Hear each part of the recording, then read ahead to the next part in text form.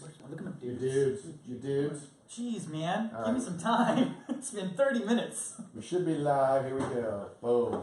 I did a retweet there. Retweet. Oh, come on. Let me get over there. How are you, sir? Good. Look at that Sick. beautiful phone, dude. Don't read to me out. That's S8? Don't read to me Yeah, out. S8 Plus. Oh, nice. Ooh. That does look sweet. Looks freaking sweet. So here we are gaming Sweet. all with their headphones. Yeah, I know. Seriously. Isn't it exciting? I think I'll get a baked Alright. potato and eat. But if you do, just make sure you're like on your phone the whole time while you're eating too. Yeah. There we go. All right. So, and oh my gosh, there we go. Watch full screen. Sweet. Oh. Connecting, and we're back. All right. Oh, we got to turn the volume down. Where's the Ew. On the I got it. controller? Just hit the mute. There, I retweeted. Excellent, excellent. And I like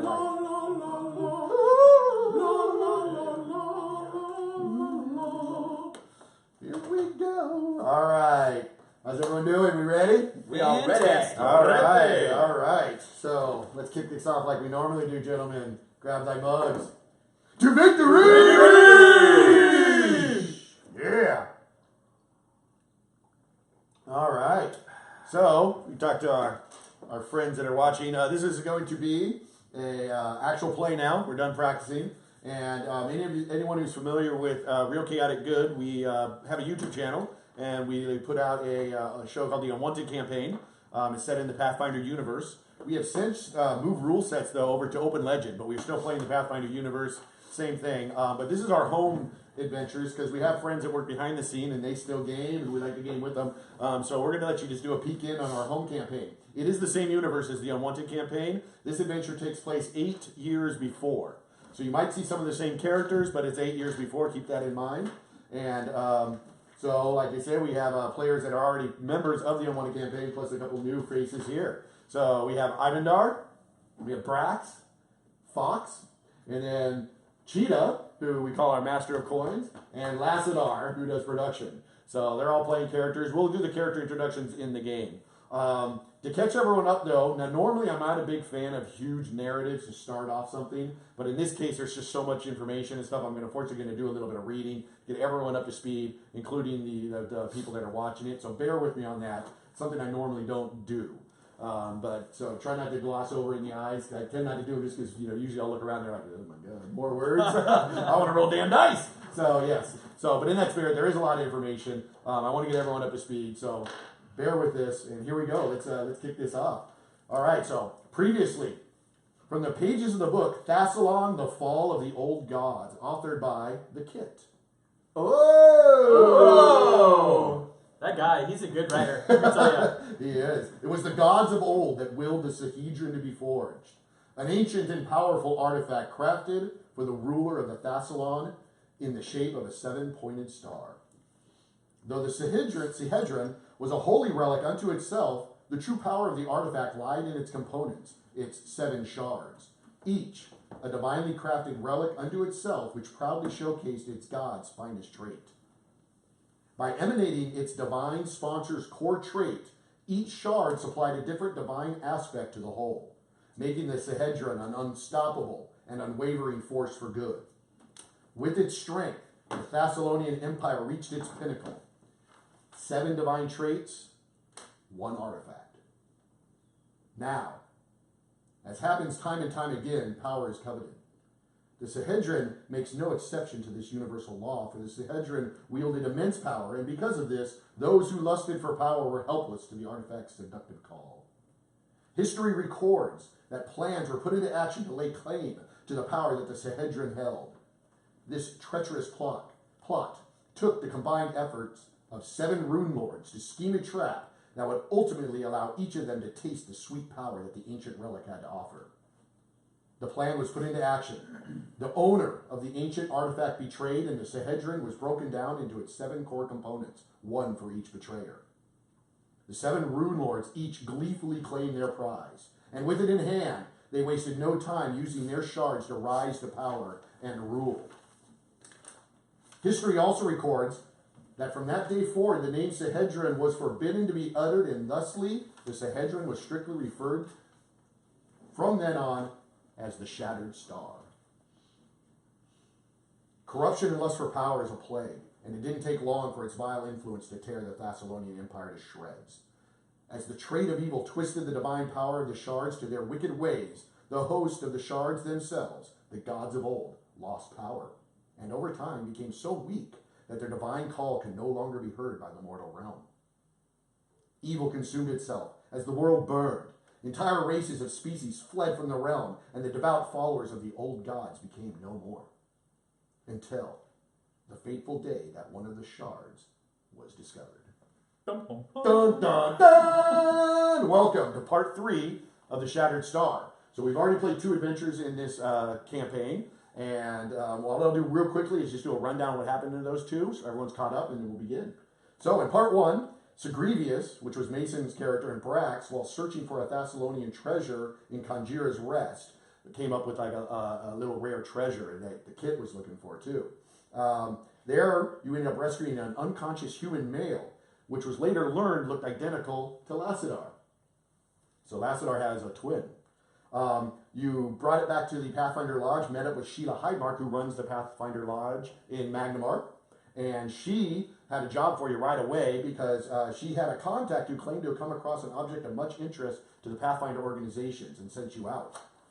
That's when the party found the first shard of the Sahedron, the Shard of Pride, and activated it with an Ion Stone. Once it was activated with an Ion Stone, at that exact moment was the moment that Lassadar and Cheetah woke from their 10,000-year slumber. Jeez, 10,000. 10,000 years. That's a lot of What a zeros. crick in my neck. Lost a lot of weight over that. Well, immediately you both just came to the shard. Lassadar took the shard and put it into his shield, and it absorbed and activated. That gave him vision to where the next shard was, which was in the Crow, the big pillar in the Iris Span, one of the big monuments in Magmar. So you guys went ahead and made multiple excursions into that Crow. It was a huge dungeon run. Got to the bottom and got a hold of the second shard, the Shard of Wrath. At the same time, though, solved the mystery of all the disappearing citizens of Magmar, and were able to actually rescue Timotei for Father Nidal. Father Nidal implored you to rescue one of his little choir boys, and you did. And that was the end of the first adventure. Got the second shard, put it in the shield, swing, gives you a vision of the third one. In part 2, though, you got the vision, but you, the whole party, especially Cheetah, was very suspicious of Father Nidal and Timotei and this orphanage thing, and you're getting this huge creep vibe from the guy, and you guys wanted to go out and investigate. So you did. So you went to the orphanage to investigate and learned that this orphanage they use the boys to host demonic entities. Okay? You found Timotei, who led you to the inside of the Temple of Iomade, into the gigantic prayer chamber, and in there, he showed you how this ritual was done. So you all reenacted the ritual to get proof of this crime, and at that point, were tricked. You realized the trick was on you. You ended up, instead of doing a ritual that would bring forth a demon so you can kill the demon, it was actually a ritual that performed a plane shift, and you shifted into a dark plane of shadow. So the temple prayer chamber you in went dark and blood down the walls, all this, and you guys were in this humongous fight, and you guys had to get yourself out. The thing is the time goes by at a different rate in the shadow realm to the material realm. Every second is a day. So you spent 48 seconds in this shadow realm trying to get out. Now, the moment you got tricked, though, is when Lassadar saw his twin. Okay? Because when Lassadar was in the shadow realm, he normally wears polished armor. His armor turned black, and he looks out at the door, and his twin is there named Radisol, and he's wearing his chrome armor. So anytime one's in the shadow, one's in the material. But the one in the material always looks like the paladin. The one in here always looks like the shadow. So it took 48 seconds to get back out and make the switch happen again. But that's 48 days of Radisol looking like Lassadar to be out in the city of Magnamar. Great. That's not gonna bite you. messing Yeah. things up. Yeah, exactly. Another thing that happened too is Cheetah is quote unquote a druid type character, but there are no druids in this campaign at all. He's the last, or she is the last druid. and learned from within that shadow realm, saw through a clear portal into another realm of fire and magma, and could see all of the captured druids in that realm, and behind it saw this humongous creature named Conjura, which is known as the Tarasque, going and running around just chomping all the druids, and they were fleeing for their lives. And so Cheetah has a kind of almost a secondary mission to rescue her kind, to rescue the druids, because she right now currently is the only one. Shape-shifting and stuff just doesn't occur, and she's able to do it, so it's very unique for her. All right, so 48 seconds occurred, which was 48 days of Radisol being able to do what he wants. And we start. Here we go. Nice. So the adventure starts in the Temple of Iomedae. If you imagine a camera going into this humongous temple, okay, going right through the entrance into the big foyer area there, and then you have the chapel entrance. Chapel's got all the pews and it's full. The congregation is packed. The inside of the temple it's white, gold trim, and a lot of silver. Of course, there's Iomedae symbols, which is an upside down sword, and a shield a lot of the times too, all over the place, and everything you would imagine in a big temple. Big old nice carpet leads right up, and right there, giving a sermon, you see dressed in a white robe, Father Nidal. And now Father Nidal, actually I'm going to go over and get this little picture here.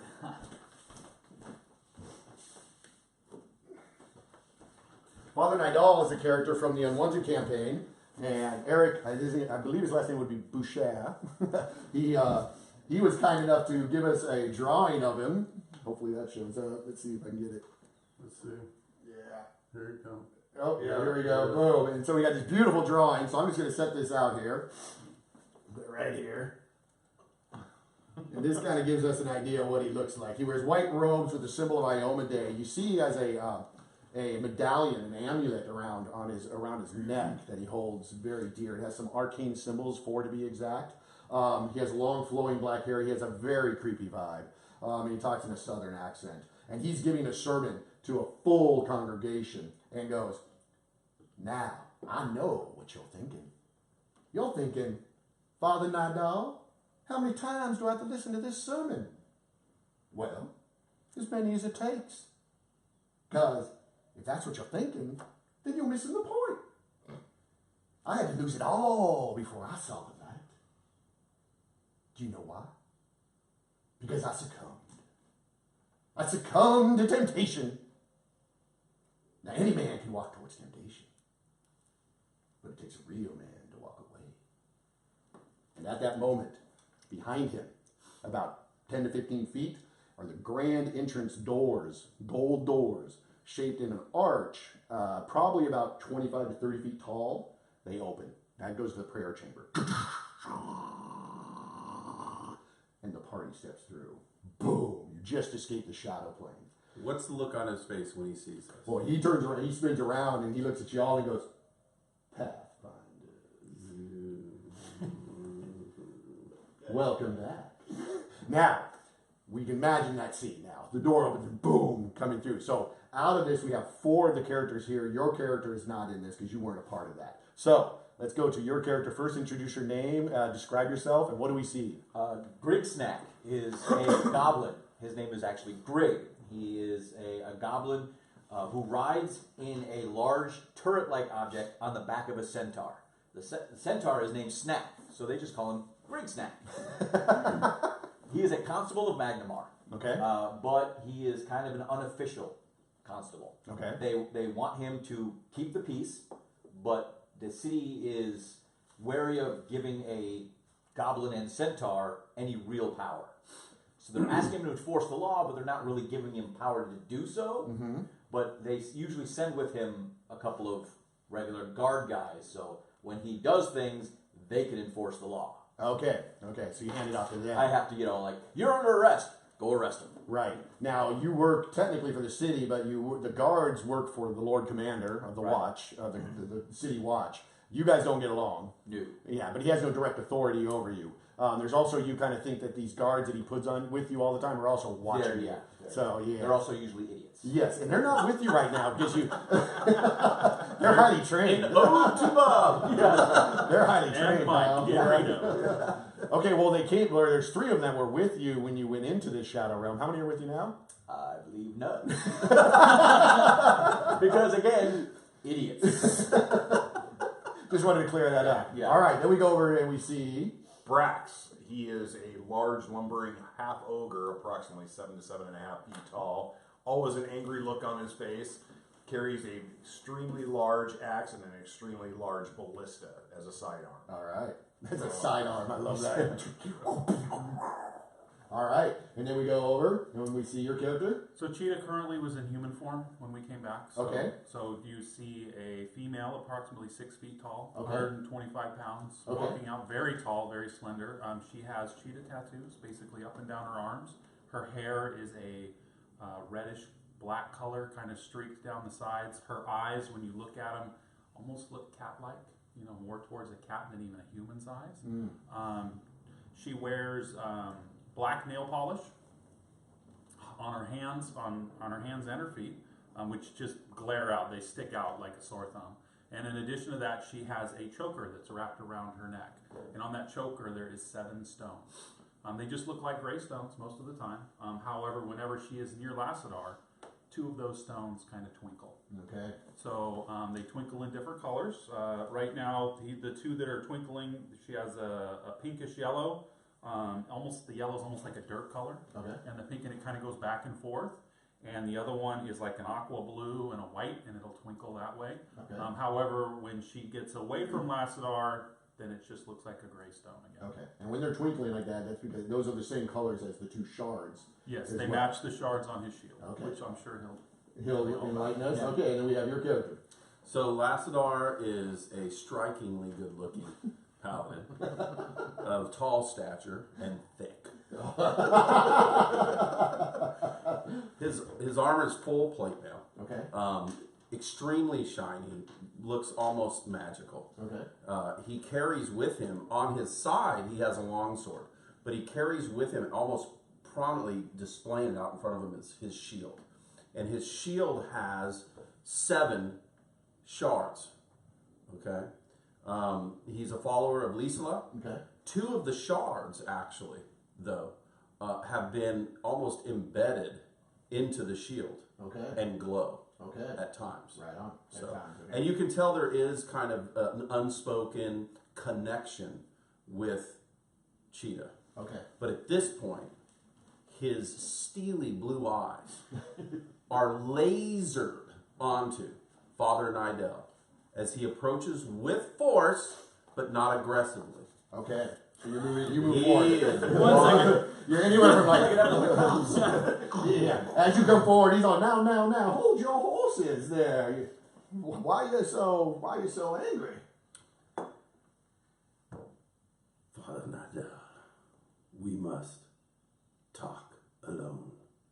Well, Now. I'm in the middle of giving a sermon. Do you mind? My congregation. Now you can see behind you, the congregation is starting to rustle and stuff because now all of a sudden the prayer chamber doors open. You see these people come out of the prayer chamber and they're clearly something's up. And so you can see rustling and stuff and nervousness and chitter chatter going on. And Father Nidell backs up and bumps into his pulpit like this, and he's unconsciously backing up. And now why would I want to do that? I'm in the middle of my sermon there. This is of the utmost importance. We need your help. Well, there's no sense blowing up a storm right now. At this point, Brax walks up, Boom, boom, boom, boom. grabs him by the his collar, and just starts dragging. I'm not sure where, dragging him somewhere off stage. So He's like, hey now. Hey, well, I declare So- you need to be letting me go. So Lassadar kind of sees that go on, and then it's almost like a shimmering of the dimension happens, and that action has not yet taken place. And so when Brax reaches for him, Lassadar actually says, "There shall be no violence in this temple of worship." And defense. And defense. Okay. Well, let's not even do rolls. Let's just assume it happened if you're okay with that. Okay. So when you go to reach for him, the shield just moves and bounces. You hit the impact of the shield. You don't end up grabbing Father at all, but he sees that happen. And you're, how tall are you? 7.5. So Father Nidal is looking out, he's a humongous beast, but then here's Lassadar protecting him. and you see him look at you and go, And so I tell Father Nidal that we would love to hear the rest of his sermon, and we will wait. And I motion for everybody to move back over.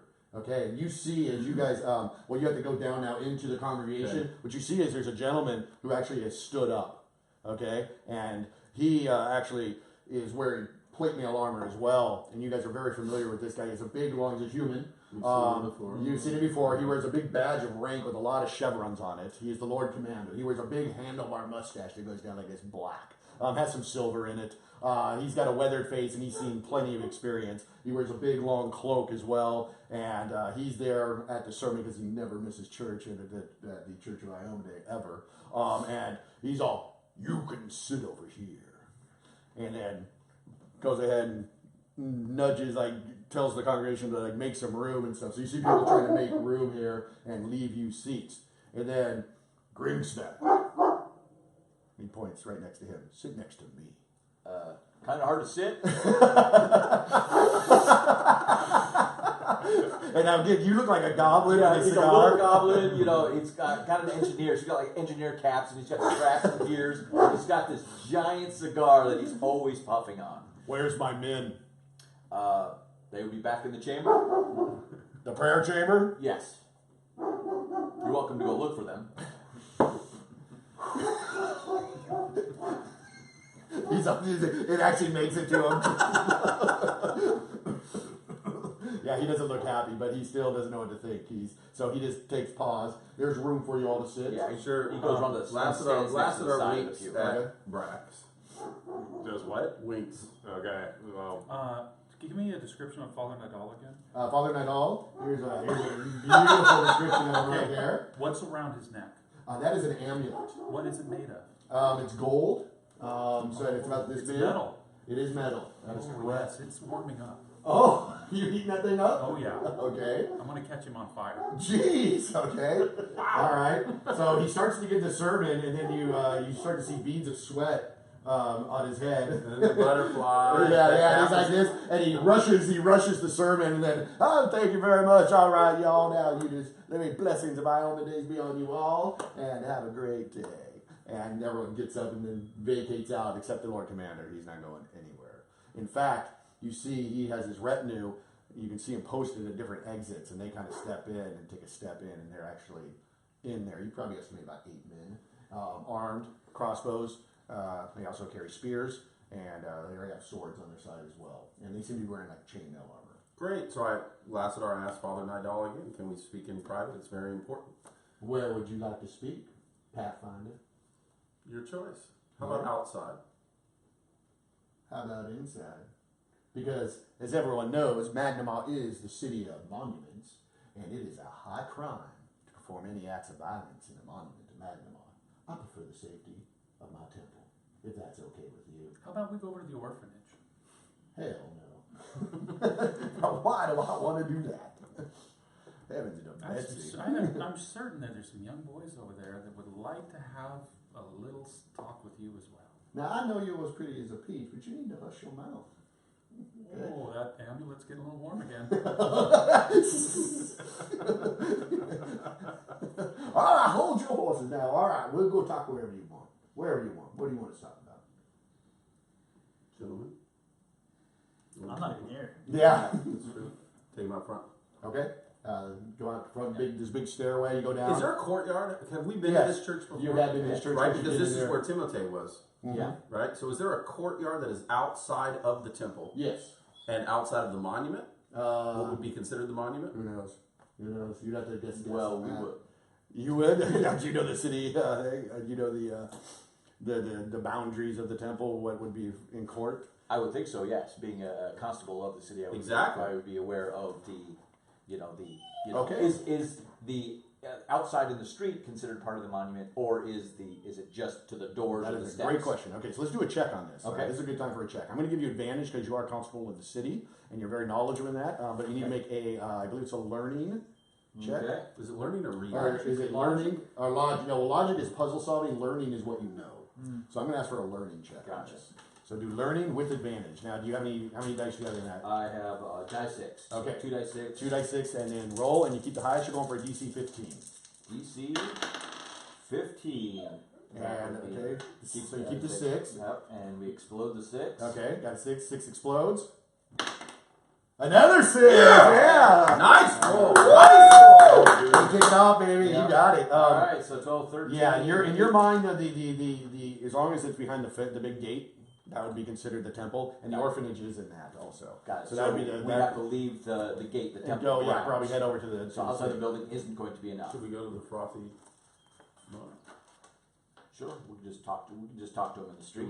So now you step out though too, and the city of Magnamar, just to refresh your memory, is a humongous metropolis. Let me give you the sprawling and bustling metropolis. Magnamar is the second largest city in Berecia, dubbed the City of Monuments. Magnamar is famous for its colossal structures and its ties to the ancient and lost civilization of Thassalon.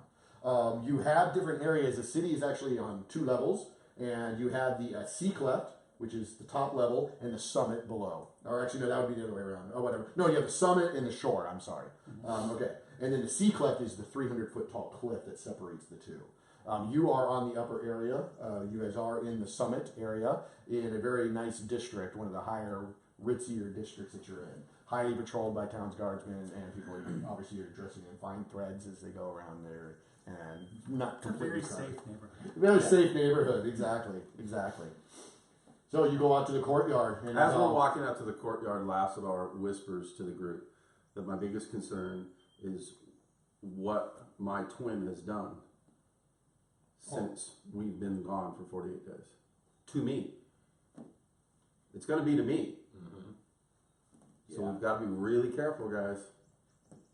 So Yeah, I'm afraid he's going to have tarnished your name, but good. Yes. Now, just to refresh your memory, Lassadar, when you, before you left to go, and the party left to go investigate the mystery of the orphanage and Timotei and then ended up in the Shadow Realm, you did place the second shard into your shield and got a vision. So let me tell you the details of that. The vision was of a location. All you remember seeing is just this voluptuous and scantily clad woman. But the thing that made her interesting, her feet were taloned, like a bird of prey.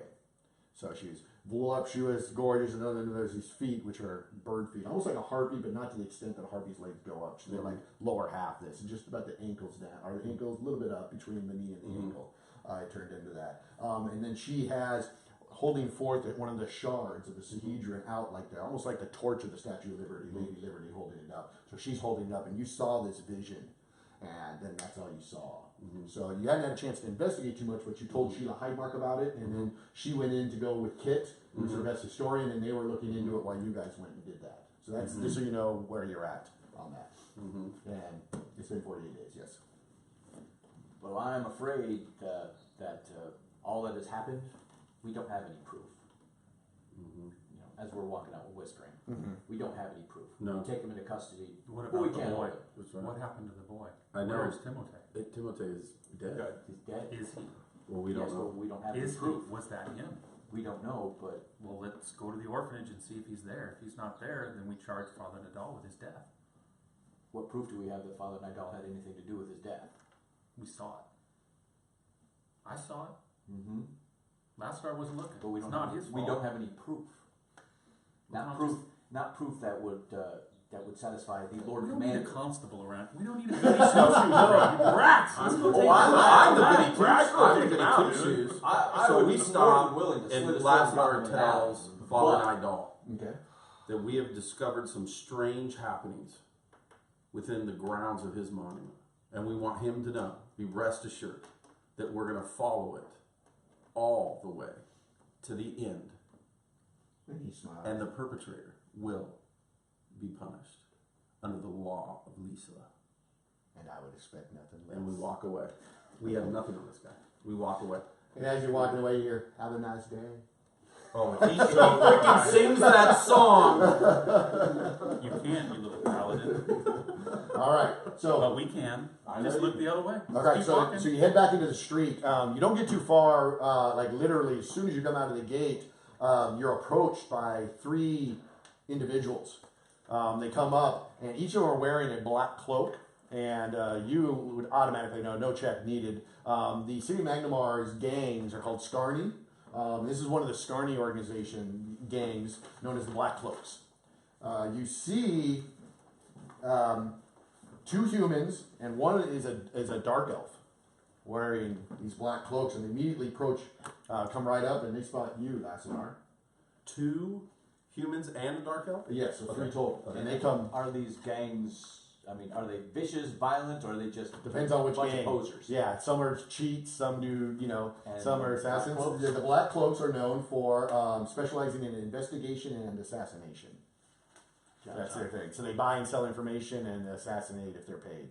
So that's their How specialty. much money do you owe him for killing somebody? So they immediately approach up, and the one who's the dark elf looks at Lassinar and says, "Lassinar, we've located the goblin, sir. We have him trapped in the sewers, and we're awaiting your orders."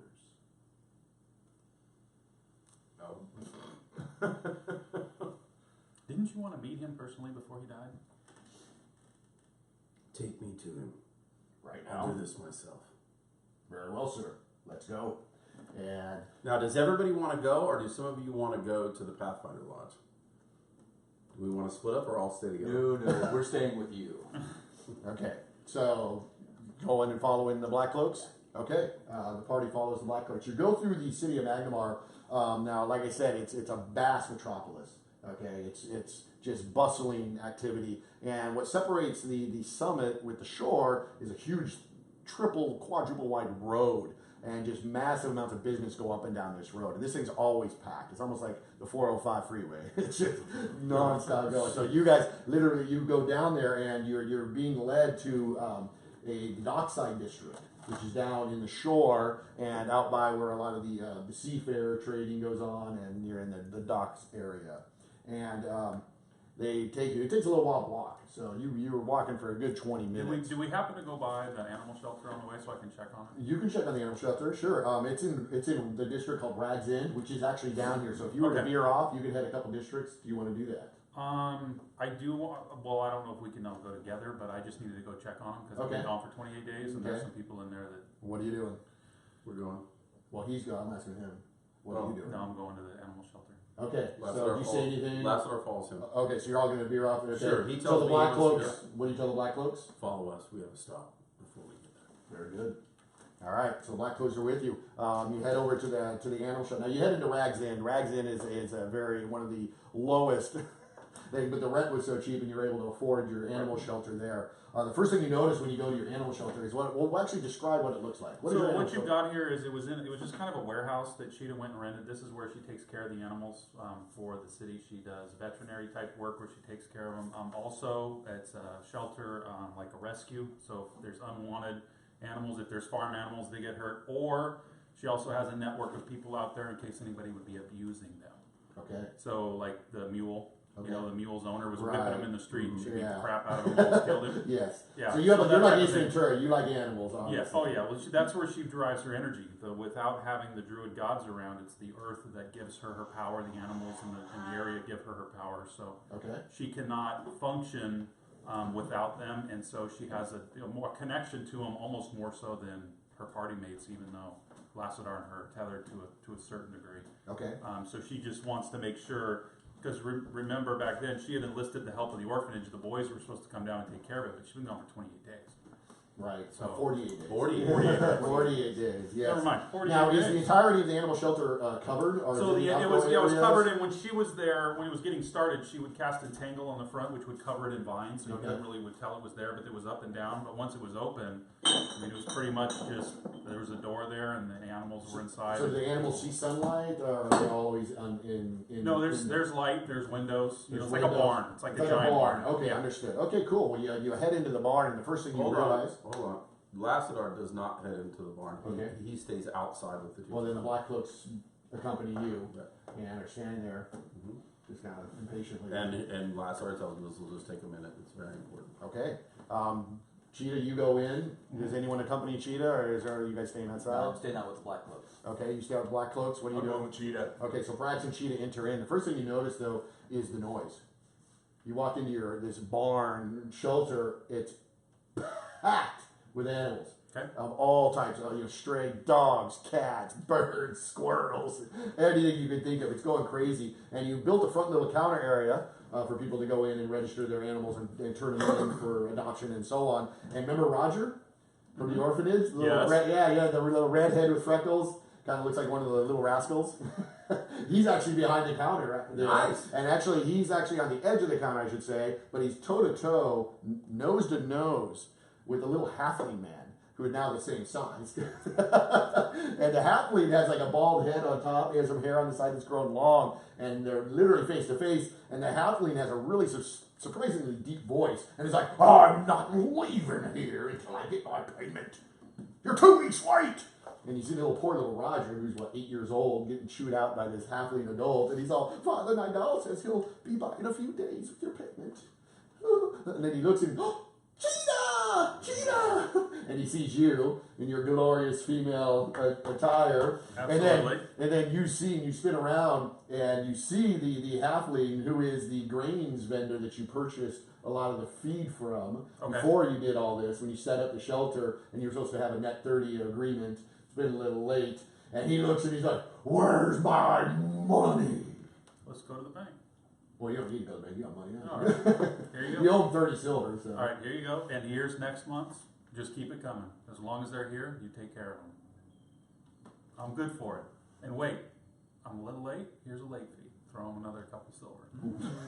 Now we're talking. And he grumps up. You see this little halfling storm out, looks at you. Move along. So Lancelot looks at this guy. I told you it was important. At And the then end you of- see Roger there. Oh, Roger. And he's Never- like, "Where have you been?" Well, Roger, we got hung up over at the Temple of Iomade. You understand how things can go in the back with Father Nadal. I didn't know what to do. Oh, here, you know what? Let's do this. Let me go ahead. I'm going to give you some money in case something like this comes up. Let's hide it in the back. We'll take care of it. Here's some money for you. And so this will be our safety. We'll put some back here so that you always have money in case anything comes up. These animals must be taken care of at all times. Should I give some to Father Nidal when he comes No, by? I've already tithed to him. Don't you worry about him at all. Okay, so what And do he doesn't need to know about this. This is just something so you can take care of the shelter. Should You we do a great continue job. with the adoption? Absolutely. Okay. Good Absolutely. Deal. Good deal. After you do that, you actually. Hey, by the way, have you happened to see Timothy? Has he come around since we were gone? Okay, I'm just checking on him. He's been gone for a long time. He's missing. Same number of days as us. See a little light bulb go off. And then you just look at the barn and you see all these animals. And what's really interesting is that you see a post, and on the post is a piece of paper. And normally you probably wouldn't even looked at it twice, but also there's something written on it. And then you see a drawing on there as well, and it definitely catches your attention. Let's go over and take a look. Alrighty, you see something that looks a little like this. Yes.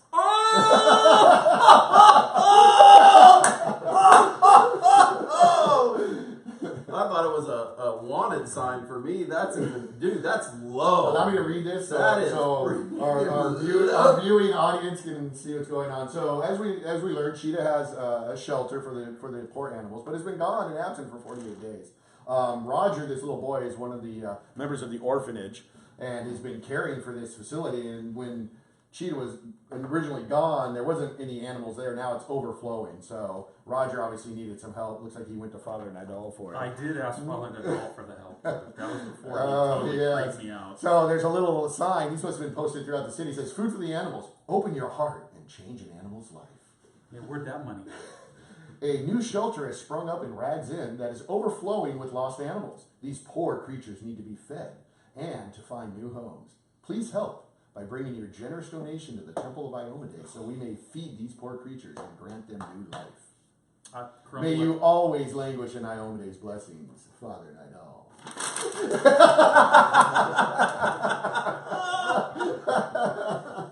All right. Freaking hilarious. Son All right.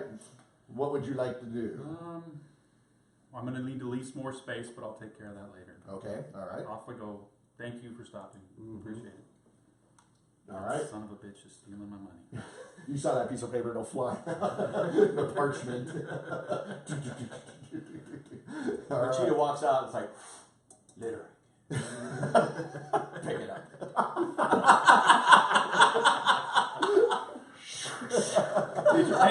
Did you see me throw it? I think that you'd have to look at whose picture is on there and go arrest that person. The picture of the person on the paper threw it. Yeah. It's their paper. They lettered it. They left it right there. I saw he just walked around the corner. Tap, tap, tap. Pick it up. Snack. Snack. That's his thing. Yeah. That Hold snack it up. has dual shields. Yeah. That's so cool. Picks up the paper, hands it back. You're telling me Father Nidal was inside there, crumpled up the paper and threw it out. That's what you're saying. To me. The law.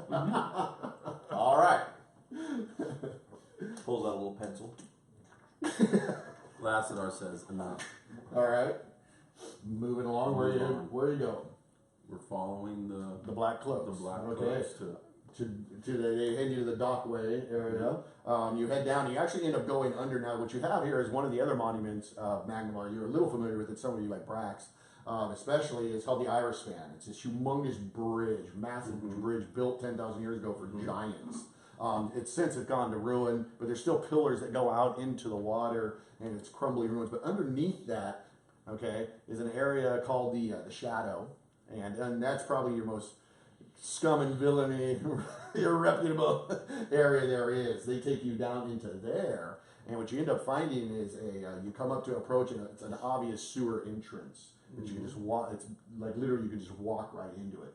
But as you approach it, though, you see another probably 6 of these black cloaks. One of them has like gray skin. He's shirtless, but wears the cloak. Okay, he has tight leather pants on, and he's very thin and muscular as well. And he spots Lassadar, and he's like, as soon as he sees me, he goes, and he goes running up to you, and he's like, oh, and he puts his extra hand on your pauldron and sets it there, and he's like, oh, thank God you're here. You know how I worry about you. That horrible goblin went and trapped himself in the sewers, and we have him surrounded. You're kidding. I'm not. Time out. He still has his hand on your pauldron. It is taking every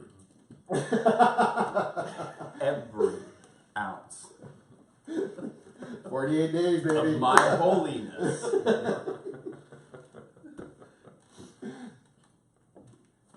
Do you want us to go get him out? Or do you want to come with us?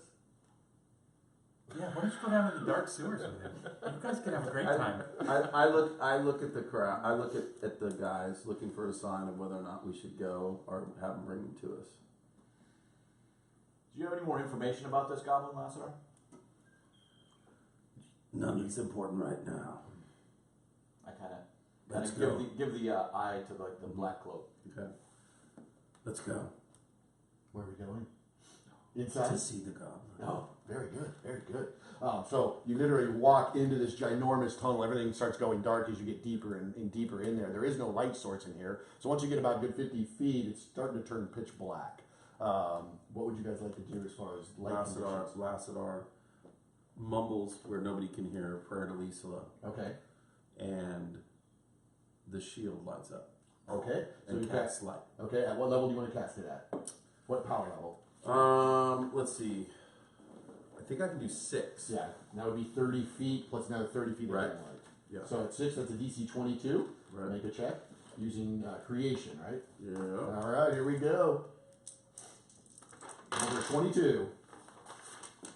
And it's okay. man. Cheetah reaches over and Well, puts hang her- on, let me go ahead and Oh, interpret sorry, this real yes. quick. No big Yeah, deal. go ahead. No big deal. So we can either do failure and advance the story forward, or we can do that. So you go ahead and clearly you're unsettled and your call to Lisa that doesn't work. But don't and worry. that makes complete sense because this Yeah. guy still have his freaking hand on my shoulder. He kind of does, but he pulls out a torch and lights it for you and moves the story forward.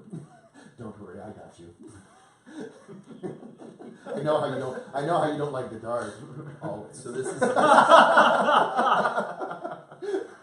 So everybody understands, right, that I am lawful good, follower of Lisala, Yeah. dedicated, pure at heart, Right.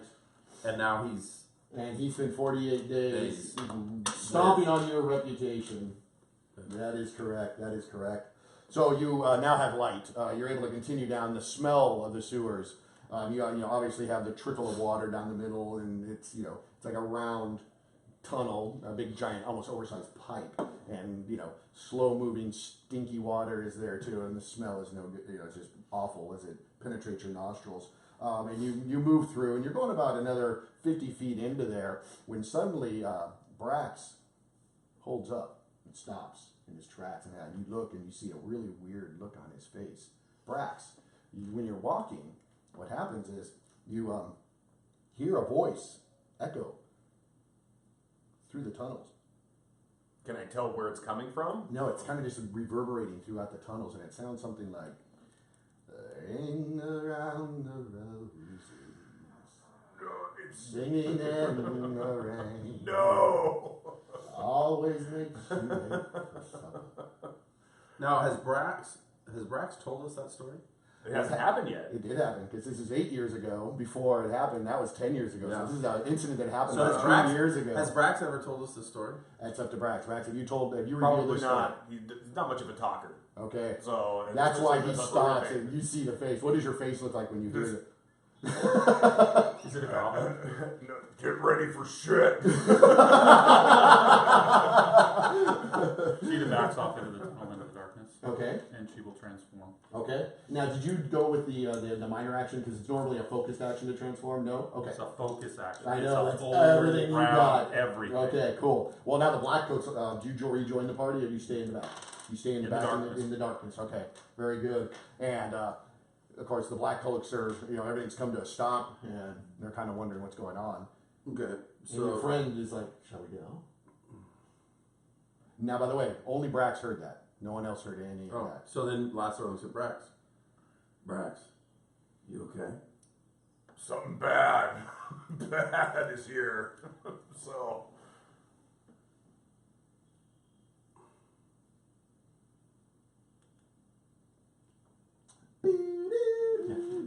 I know. Does anyone draw weapons? Or I've got anything? mine out. All Yeah. my So- shit's out. So Yeah, I I'm ready. guess more of my question is metagaming a little bit. Is that what it's called? You have Metagaming. you have a metagame moment? So, as your character, am I sensing that you are so upset that you want to charge forward into this, or that you're scared? Do I get a It's a sense? little of both. He's But what do I He's get a lit- sense of fear from you? if he could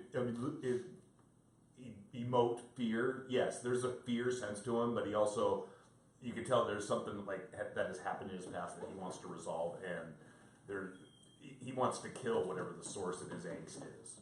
So it's like an anxious, like, So go. my Yeah, problem, it's a my little fresher right now too. It was only about 2 years ago. Right, And you started your trip around the seas because the incident obviously was that played out in the Unwanted campaign of the village that he was from with the villagers with the gold eyes, the peaceful village that treated So I him think well. I want to rely on my character. So I think that he says a little prayer and he tries perception against Brax of whether or not we should move forward or retreat.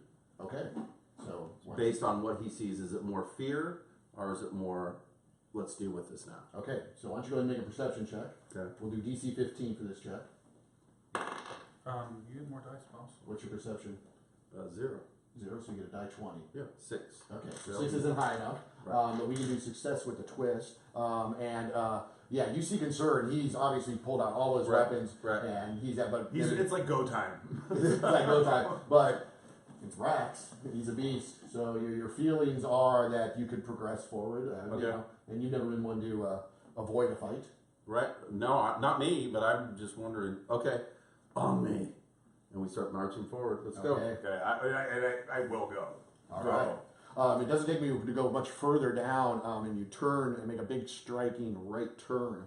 And the tunnel goes down by another 100 feet. But at the end of the 100 feet, you can see light and you can see people down there, and they have a torch. So you're about 100 feet. There's some darkness separating you, but you can see the visible light down there.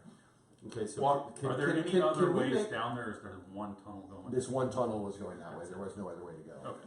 And I'm going to start sustaining blind sight at this point also. Okay, so you're going to go ahead and use your, what skill are you using to cast blind sight? It would be perception. Okay, and go ahead and you're going to make a perception check. And what skill level is, that's at level 5, right? Level 5, it's Okay. 2d6. Okay, so that means at level 5, you have to double that plus 10, so you need to roll a 20 to pass this. Nice. Explodes. That explodes. Nice. Good. Alright, so yeah, you got a 6, you're going to add another die 6 into there. Right on. 9, 10, 12, no. 12. Okay, when you cast it with the twist, So what happens is you go ahead and you try to use your perception to give yourself blind sight, and you only get about 20 feet of blind sight. Normally you can see about 60 feet. Okay. So it just isn't as potent as you wanted it to be. So Lassadar walks up to Brax and touches him Okay. and tells him that may Lisa bless your axe. And he wants to bolster that axe. Okay. So you're gonna cast bolster on Brax. On Brax. Okay. very On good. his axe. Okay. Very good. Can I do that? You can. And you don't have to target the axe technically. But No, it's I'm cool I'm touch. targeting him, but Right. well, it says here that I do have to target. Oh, you pick a type of damage? Yes. Understood. So you're picking forceful damage. Right, Right. okay. Because he's using his might, which is forceful. So Okay. he's going to augment any forceful damage you do and give you potential advantage. What Well, power level are that's you? different. What power level are we casting it at? 6. I don't know why I keep going for this. 22. If you can roll. Oh my god! 18. 18. Man, you guys just can't make checks. Alrighty. So, give me a second. I'm going to turn to that die roll real quick here because he has a fail. So I can do success with a twist on this. And what I'm going to do is on this one, your intentions were to cast it on Brax.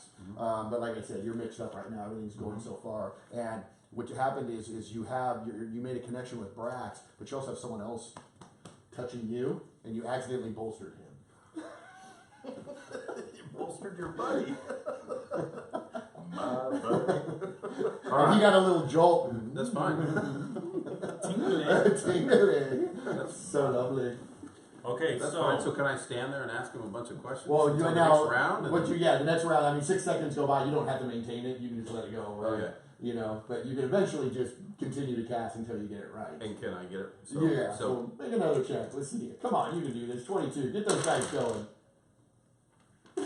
all right. Stop shaking your head. Tell them the result. Like you roll, right? And then tell We're them just gonna let it happen. I failed. No. There's no failing. Remember? That's Oh, that's true. different about this. Well, you So can fail as long I as the story rolled, moves I rolled forward. under. Right. Under. Well, I'm just going to move the story forward and just say eventually you nail it and not log it down here.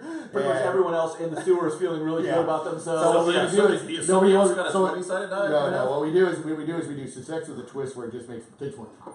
Okay. You are able to succeed, but more time goes by. In this particular encounter scenario, is that going to be detrimental or not? It's soon to be tell. But it literally took you, which normally takes you just an instant to do. It was like revving up a freaking, trying to start a lawnmower. You finally got it going. Boom, and you get it off. But it just took you longer. Probably took you about a total of 60 seconds. Okay. You get that bolster on there. Thank you. So Yeah. when Lassadar turns away from him, Mhm. Cheetah kind of sneaks up behind. Gives him Okay, a so little- you enter the light now? yeah, Okay. very quietly. Okay. She sneaks up underneath behind Brax. Okay. Gives him a little Right. legs. Says, "I'm right These with two you. next to me. Okay. I'm right with you. I'm They behind follow you." your character. And you speak in that form Quiet. too. Yes. Okay. Brax, I'm right behind you. I'll be with you the whole way. Now the Trust black me, cloaks You see can't outrun. I give her a little lick and then I back off. Now the lick, when I lick him in the back of his leg, I'm Mhm. actually going to transfer and put regeneration on him. Oh, so you're gonna cast that at what power level? That's a boon. That's going to give him a power level. It's going to be a power level of 5. I Okay, believe. sweet. So that's a 20. All right, and so that is going to use my I believe alteration. no. I believe it uses my the regeneration uses my Yeah, it's my creation that comes from Yeah. Which Regeneration can be cast with alteration. I think you have better skill at that. If you want to. not in cheetah form. I don't. You keep alteration when you're in cheetah form. That's the one skill you get to keep, right? When you're No. in alternate form. No, I keep the creation from the Oh, collar that's right. from You're alternate Lassadar. because you're doing alternate form. It's a separate character. Okay, Right. so you're doing it as through the collar using creation. Which I'll just so what happens is the collar basically lights up and a little bit of light comes off of Lassadar as he turns away, Okay. and it enters Brax. Okay, sounds good. So you're going after a DC 20. Go ahead and make All your check. right, so this is a 2d8. Man, you guys, I'm gonna act like this more often. I know, Love. this is going to be like literally 2 minutes of you guys trying to warm up and get your buffs going here. All right, 12. Come on, make a roll. I don't even know what the hell that is. I'm not throwing this dice again. That is a 4. Okay, no, 12. No, didn't get there. 16. Okay. So, another thing, we'll just continue to use time. He's licking you and licking you and licking you. yeah. It's okay, buddy. Finally gets it there. All right. So you guys are maintaining your awesomeness. All right. As you can see, the dice are agreeing with us. Lisa's powers don't work in the sewer with Oh my gosh! clearly with I know, poor I know. Cardinal going Poor Gary's just a spectator. You guys are gonna like walk in, and then they're gonna be like, "Okay, well that's it, we're done here." And you guys are like, "Well, spent a lot of time licking and touching, but all we had to do is walk in this place and say, By the way, "Hi." when Rex gets that way, there's an axe saying swing. that is grab the a one beverage. that took the long way around the bridge. Remember that? I don't remember that. When Brack starts swinging his sword and he gets antsy, or I'm sorry, his great axe, heads start flying. So We have never. blood will be spilled Yeah, in the so sewers. for everybody viewing, we have never to this point played with Brax and saw him nervous or admit any type of fear. So we're scared to shit about what we're gonna see. This is not going to be easy, and this is going to be bloody, and it's going to be drug out, and it's going to get Still just casting buffs. Yes. Now, meanwhile, you guys have light. The people down there have light. They obviously see you. You see them, but they haven't done anything to even. Well, it's because we're with their hoopies. Okay. Okay. Now let me ask you this: do I still hear that singing? It was just that one. Those two verses of that song that you're so familiar with. All right, we move. But then no one else heard it. Yeah, we move forward. You guys start moving forward. Snack reaches back and wakes Crank up. Yeah. We ready? Yeah. Seriously. All right. Well, yeah. You continue to head through the tunnels, and you come across another group of black cloaks. And what you see them is at that point the sewer takes a left and right option.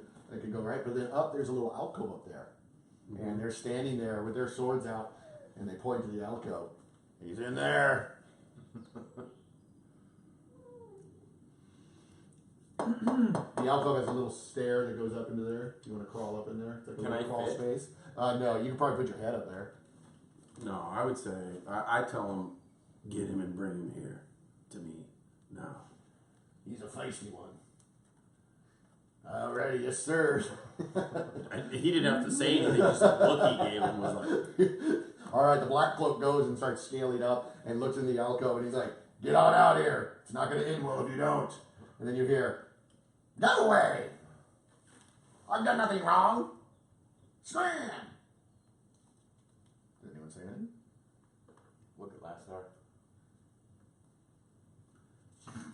Better scram. all right. Lassadar climbs on up. All right. Get down. Why? No. Lassadar climbs up. I tell the guy to get down. Oh, okay. He gets down. Never seen an idiot to do the job of a man. I climb up. That's not cranky. I have to be cranky. I'm sure that my twin's cranky. I get up there, crawl in. Okay, what you got? Do I You see- recognize him? Well, as soon as you get up like that, you can see it's a small space, so you could actually go on your hands and knees and crawl, Right. and you can see him. He's right there because it leads in a grate. Do I recognize him? Do you recognize him? No. You've never seen this goblin before. What you see, though, is a goblin. Normal little itty bitty 2.5 foot tall goblin. Now he's a Pathfinder goblin, so he has that cool look as well. You know, goblins, they love dogs, hate horses, love to eat horses, in fact. And they love to sing little Already goblin like songs and, you know, wonderful things like that. And he looks particularly cool because he has a really big, thick rimmed, almost like goggles, but they're like glasses on, which makes his eyes even bigger because goblin eyes are already good in size. So now he's just got these really big eyes. And he's like, "Scram, I said. I haven't done anything to you." I need your help. Come with me and you won't be harmed. In the name of Lisa. That sounds like a persuasion. Make a persuasion check. Oh, Here we go. The I hot have to dice. roll dice. Yeah, I know. Come on, dude. You can do this. I have faith in you. Persuasion? Persuasion. 6. All right. So he's like, "Why should I? Give me money and I'll do it. But you better protect me." Lisa will protect you. Who the hell is Lisa? Ask again, and it won't end well. We intimidating this time? All right. Well, we don't need to roll again because you know. We obviously yeah, know it's going to be a 5 or under. Are you gonna pay me? Of course. How much? What's your ask? 30 silver. Double. Let's go. All right. You see him, he gets out his force and just comes waddling out. Now, goblins are about, 2.5 feet tall, so he's really dinky. And he gets out and he sticks his head back out of the alcove area and you can see all the black cloaks. And then the first thing he spots is Brax. And he's like, Whoa, wait a second. No one said anything about ogres. I said double. Climb down. Brax isn't happy to see him either. Ogres are dumb. I hate ogres. I'm looking at Brax like, don't you freaking do a thing. So we climb down. I tell the guys, the black coats. Mm-hmm. Is this the one? And he, okay, well, The he one jumps. what? Go ahead. So he jumps down, and he's standing there surrounded by y'all. Of course, then he This sees one he sees involved. another goblin, Your village. and then he looks and he sees your mount, and he looks, and you see him and he's like, "What is that thing? Extra rations? Emergency rations? I get it." You would think so, but no. Jesus, what's wrong with you people? I told you I haven't done anything. Move. Let's go. Where are we going? I look at the black guard, or the gray coats, Uh-huh. and I tell them, Why are you even talking to the black cloaks? Everyone knows they're assassins. And why do you want to kill me? Start talking. double? I said, move. Fine. And I tell the black coats, I've got this. Nidal wants to see him in person. All right. So you guys stomp your way back out. Mhm. All right. He's with you. You got the black cloaks too. All What do you right, want to do? go into the Pathfinder Lodge. All right. So you're venturing back across the city. The shortest route. Can we ask the constable to interrogate as we're heading back to the You can ask the constable anything. Sure. So would you? interrogate him as we're walking back to the Sure. Pathfinder Lodge? I'll have Snack pick him up. Calmly. Yeah. Yeah, set him up, on the turret with me. Okay. He's like, I've never ridden a horse. I only eat them. He's not a horse. What is he? He's mine. You don't eat him? Of course not. What about a snack? You've eaten your last horse. Now, are you still talking cat? Once we come out of the sewers back into human form, she doesn't go around the city in cat form. Okay. So you're back to being a female. Yeah, He thinks you're ugly. I'm sure he does. You know what it's like being us. Uh-huh. We're like as tall as their knees. See what I'm like up here? They don't mess. They don't give me any trouble. And if they do, flex. And if you're ever hungry, Yeah, I'll eat you. that's cannibal. You're joking. You think so? But no. Whoa. All right. Just because his name is Snack does not mean he is. Got it. So what skill are you going to use to do this interrogation of yours? We will go ahead and persuasion. Do a little persuasion, kind Yeah. of make friends with them, Yeah, and kind of use talk little to him. It's goblin like, connection. yeah, That's it's cool. been a long time since it's been home. Okay, well, I'm going to give you advantage 1 on your check because you're both goblins. And advantage 2 if you want to get a little piece of horse meat from your. Yeah. All right. Did not just go there. You just asked me to kill my best friend. And All right. feed him to So somebody. take advantage 1. Do your persuasion. Yeah. All right. So you'd say, so what are the Black Cloaks after you for? They think I know something. Well, they kind of know a lot of things. Yeah, you're a goblin. You don't know anything. Trust me. I'm there. This goblin does. Yeah, I don't think so. Oh, yes, I do. No. Yeah. No, I know everything, man. Don't you know who I am? I have no idea who you are. My name's Gobbledygook. Gobbledygook. Yes. The finest scout in Galarian. And Really? Galarian is the whole land. Yes. You do a lot of scouting in sewers, do you? Only when I'm running from the Black Cloaks. You think I like it in there? So why were they chasing you? I don't know. I thought you said you knew something. I You're know. just making things up. No, I don't know You that. anything. I don't know that. I don't know that. But you just said you knew. I just got word they were sniffing me out for some reason. I'm just a scout. A popular one, too, at that. So where have you been scouting recently? Recently, yes. I spent a lot of time, a little south in the Mush Fens and, sometimes into the mountains and stuff, wherever I'm, paid to go. That's not what I asked. Oh, Where were you before you came to the city? I've been in the city for weeks. And before that, Oh, I was in the Mush Fens. in the Mustangs. Why should I be telling you? You paying me? I know, but I'm not killing you. God, you guys are rude. All right, so this is all occurring as you progress. Part of your, as you're journeying through Magnamar and through the slummier areas, when you come from the dockside, you actually go through what we would call the red light district of the city. And as you're passing through, the first thing notice is, obviously there's, very inappropriate things that go on in this particular strip that you're walking through. But it seems like all of the ladies there recognize Lassadar, and they keep like, "Hey, big spender." No. And start making cat calls as he goes by. Wow. And you eventually make your way back up. You might want to make that drink a double. And you get back up to the summit, and you make your way into the Pathfinder's Lodge.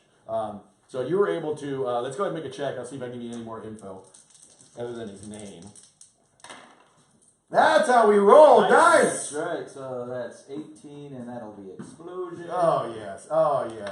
A glorious roll. All right, so yeah. 12, yeah. 30, What's the total? 30 something? 12, 28, 30. Beautiful. So you find out quite a bit of information, actually, that you're looking for. Obviously, where were you before? Yeah. And he tells you about his adventures. Now, before I go too much further, I just want everyone to know, especially the audience here, Gobbledygook is, I am a big fan of a YouTuber named Terminally Nerdy, and I love watching his videos, and he does a great job. And he has a Patreon, and I'm one of his patrons, and one of at that tier, he'll make you an NPC.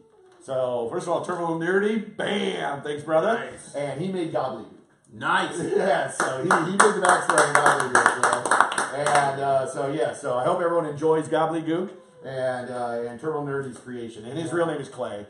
He's a really good guy. Well, and we love him to death. Hey, by the way, Fox, thanks for I coming today. apologize in Really advance for appreciate killing you this guy. I hope you didn't spend too much time on him because he doesn't have much longer to live. All right, so you learn as you make your way back to the Pathfinder Lodge some details on one. He was in the Mushfens, is right, actually, and he talks about he found a cave complex and then came and stumbled across this thing called the Temple of Night, NYGHT, and that's where he was coming from. And apparently, he heard rumor that Lassadar is looking for him for some reason. And what fins, I'm sorry? The Mushfens. You're anyone who doesn't know is familiar. South of the city is a humongous swamp. And by the way, Called the Mushfin. I'm sure that Lassadar just wanted him purely for sexual fantasies. The Clearly. way things are going right now. Yeah. Dude, he's seriously. It's like, okay, well, I know you've been behind the scenes for the last freaking Unwanted 48 campaign. Yeah. Both of them. And so I'm just going to You've pick on visited all you. the Yeah, brothels. Like exactly. everything that your character is against. You now are screwed. Good luck repairing your rep. All right. Well, you guys head into the Pathfinder's Lodge, and there you head into the main chamber, and off to the left is the museum area, and you can hear a commotion going on off to the left into that. It's there where they display a lot of the artifacts, and people go in, and it's also right next to their research area as well.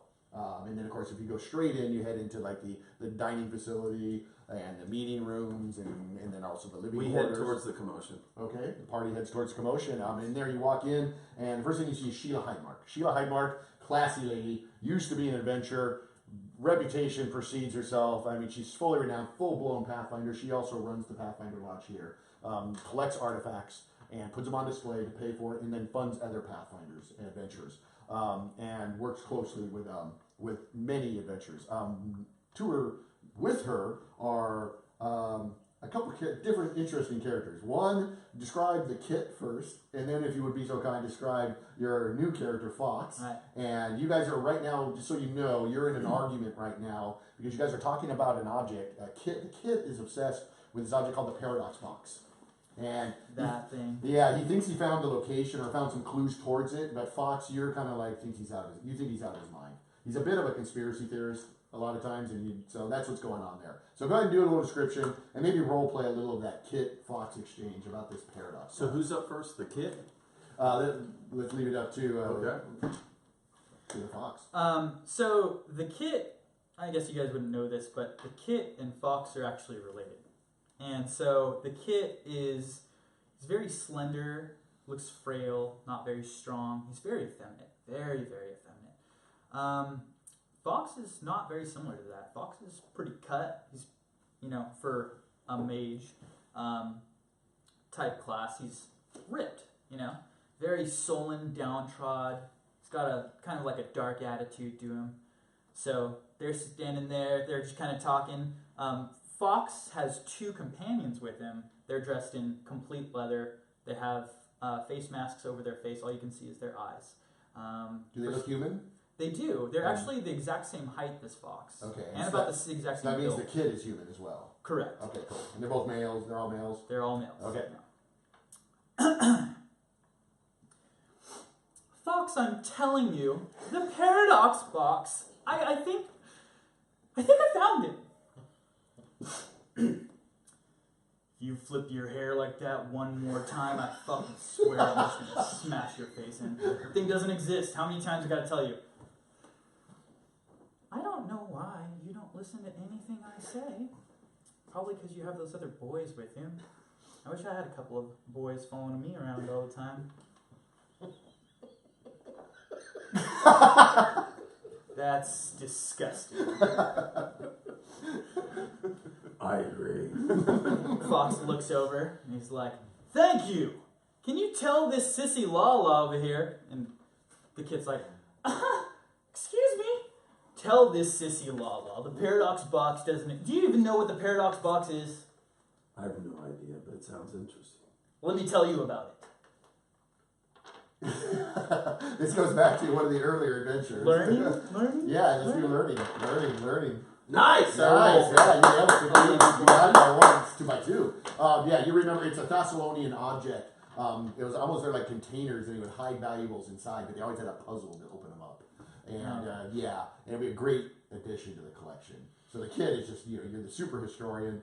You're super, always tracking down these artifacts for Sheila, and you usually stay at home, and you usually don't go adventuring. That's where Fox comes in, your brother. He tends to be the one to go out and wrangle these things. But sometimes, every once in a while, the smell of adventure gets in your veins, and you want to go out there and showcase the fact that you're capable as well of adventure. You're just good at both. The kid wants. The kid wants, yeah, exactly. But what There's happens got to too be a is, handsome boy in the party, yeah. and then you go. So the whole party approaches and enters this as you two are arguing, but Sheila Highmark looks at Lassenar and is all, "Lassenar, what are you doing here?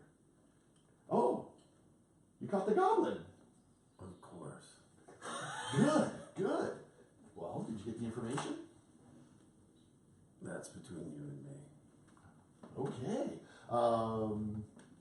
Shall we talk? You sound like you want to talk alone. I'm feeling a little... You okay, Lassenar? I've never seen you like this. The paradox box. Tell me more. Well, I'm telling you, it doesn't exist. It's I'm positive that it's just a myth of legend. But kid over here, excuse me, it's the kid. That is so pretentious. I can't even believe you called yourself the kid. Okay, you're one to talk. You don't even spell your name right. So metagaming here. I haven't met either of the two of these. You met the you were in the Pathfinder Lodge before, and you have met the kid, the historian. You never met Fox though. So Fox is actually a combination of looks like 3 individuals that all look almost the same. Mm-hmm. Is that right? Yeah. So we I mean, don't you see wouldn't, his eyes. We don't yeah, see the other you wouldn't be able to Right. tell because you can only see the other two's eyes. Okay, got it. Fox is the one without the mask on. But you've heard about Fox's reputation working with the Pathfinders and Sheila Highmark, so you probably have heard stories and stuff, and I'm sure Kid has talked about his brother. Okay. or not. I am quite famous. So Yeah, the kid is renowned. So, She goes, do you want to talk? yes. Where? Here? Here. Okay, let's talk. Alone. Okay. Right this way, Lassenar. Okay. And you walk out, and the first thing is a couple of the employees of the lounge who always supply drinks and stuff to the people who pay admission and to see the stuff. Of course, it's very high end. It's very expensive to come in here, so they languish them with fizzy wine and all kinds of good, lovely things like that. And one has a tray, and she's got fizzy wine on there, and looks and sees Lassenar, and it's like. And she's got obviously a little some with you going on. And fizzy wine, Lassenar? Or not? And she wanders in and offers everyone fizzy wine. You and Sheila step out into the main foyer. You want to go into the kitchen, dining room area? The kitchen area. Okay, you head into the kitchen area where food's being prepared constantly. And you see people milling about doing their various tasks. She's like, "What's wrong, Lassenar?" What have I done That's been different. You have behaved differently, yes. How? You're a little, well, I've heard things. Like, You're doing half the town, man. Like you have an appetite. But lately you've been obsessed with this goblin, because this goblin's supposed to know something about your vision that you had regarding the voluptuous lady that you told me about when you put the shard in your shield. I haven't been myself lately. Literally. That much is obvious. Well, at least you didn't. Are you feeling better now? Much. Very good. Well, I'm glad you found the goblin. Does he have the information you're looking for? Not yet. Well, let's get him here and ask him. I will. Anything else I need to know? Not that I can remember. I'm not quite sure what you were looking for. What are you looking for? Artifacts, adventures. Great, thank you. I'm gonna beeline to that goblin. Okay. So I There's grabbed Goblin Duke with the big glasses I on. grabbed the He's team. looking. He's actually got the glasses, looking at all this stuff. And he fidgets like a goblin. And then you come up, and the shadow like overtakes from behind him. And he's like, "Oh God, it's you again. What? Or not? You have information. Where's my money? Information, money next. Fine. What do you want to know Everything. about everything? Oh my god. Why don't you pay me? Maybe I'll tell you what you want to know." I give him half. Okay, that the starts first- him off. That's the- 30. The first, I give Okay. him the first half. All right. But seriously, what do you want to know? Everything you know. About any subject, or you're being very vague? So Very- I explained to him the same thing that she explained to me. Sheila comes in and it actually helps. Okay. So she sees your frustration and is a little worried about you, and she's like, "Do you know anything about a voluptuous woman? We hear you know something." And he's like, "Oh, that. I might know something. I don't want to piss you off any more than you're already pissed, but information costs money. Is that why you sent the black cloaks at me? You could have just asked me." I paid you half. Tell me the rest. Well, I've seen this voluptuous lady. I mean, I guess I'm the only one alive who's actually seen it. It was when I was in the Temple of the Night. It was a fun time, I guess you could say. I was doing some scouting, leading a party around. We were ambushed by frogmen. Now, of course, Gobbledygook is an amazing scout, so instead of fighting, I talked to the frogmen. And they actually liked us, took us into their cave complex. And that's when I saw it. Not what you're thinking. I saw their dragon. Green. Big claws. Bigger teeth. His name's Lockjaw. But he didn't eat us. We ended up moving to the back of the cave where we found a passageway. Went down the passageway, landed in some type of temple complex. It was humongous, but on the wall was a little voluptuous woman with the feet of a bird. I know right where it's at, and I'm a scout, And everybody is and around. I'm for hire. Everybody's around. Big Everybody's eyeball. around me, right? Yeah. Wink, wink, wink, wink, wink, Okay. wink. But I ain't cheap because I'm the best. Fox chimes in. Did you say dragon? Dragon. I'm coming with. Good. Well, you need to pay me because I don't work for free. I give him the second half. Thank you. What's your price? 200 gold. Now. What's your price? I said 200 gold crowns. Pay up. I'll show you right where it's at, unless you want me to go ahead and walk away. Are you going to threaten me again? Fox gets out I'll of tell you what. I'll do 100 and the horse.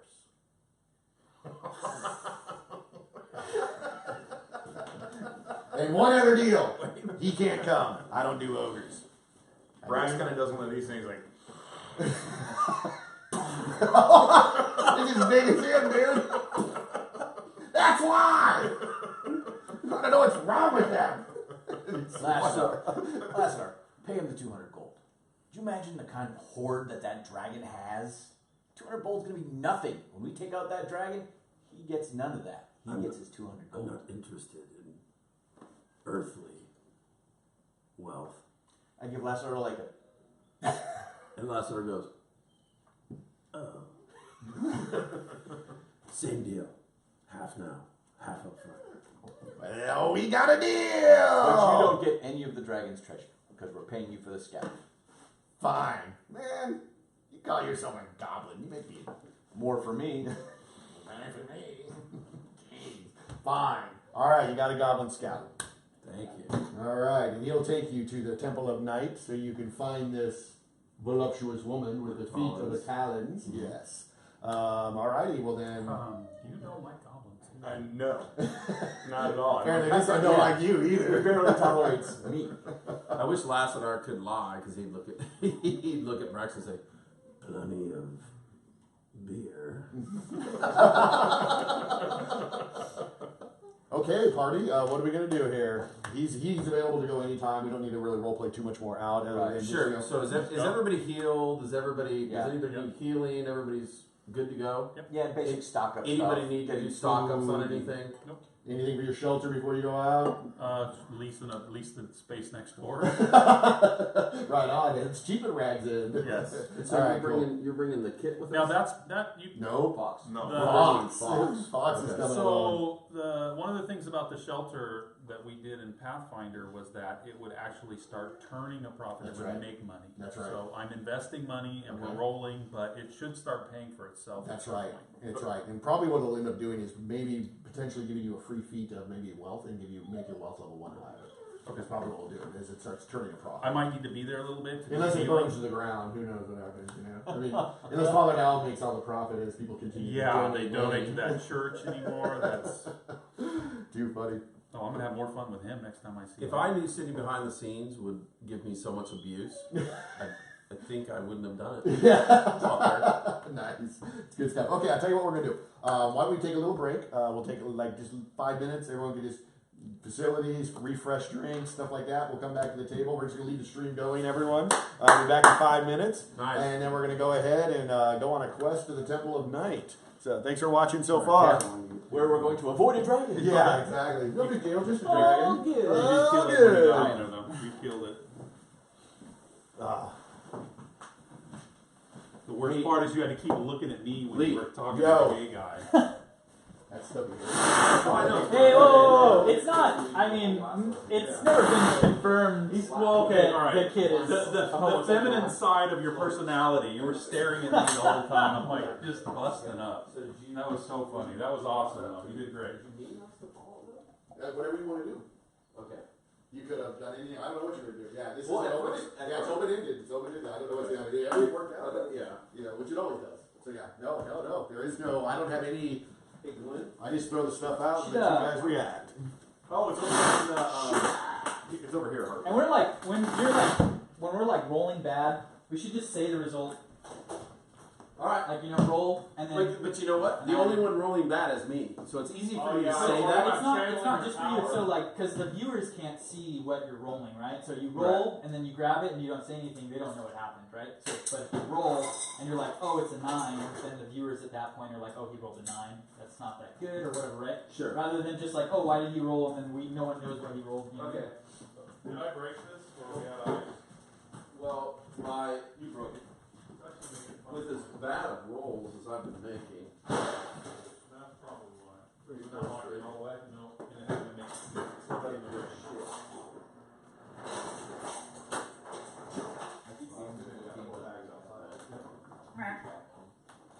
I'm guessing.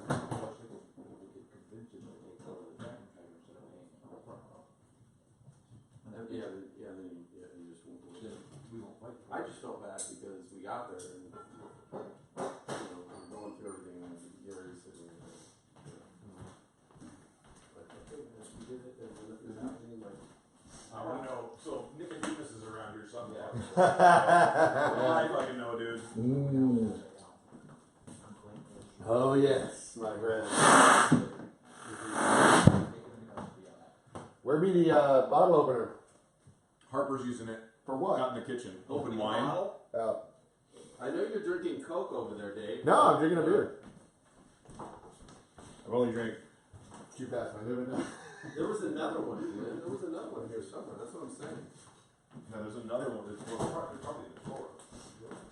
Is it out? Yeah, I took it out. I used it. It was sitting on top of the cage, but it's not there now. Where was it? Oh, right.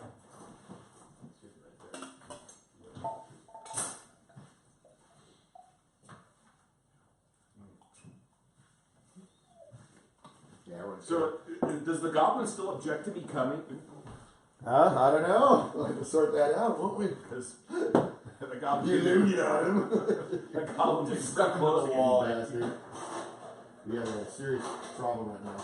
What? We have a low battery on this, so I'm gonna have to come in and reach a power outlet. Do you have extension cords? I might. Okay. Well, I've got them. I'm hoping I have the right size one for you. I just need a regular one. Oh, wait. How long?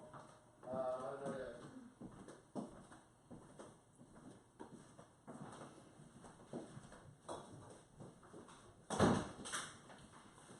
Alright.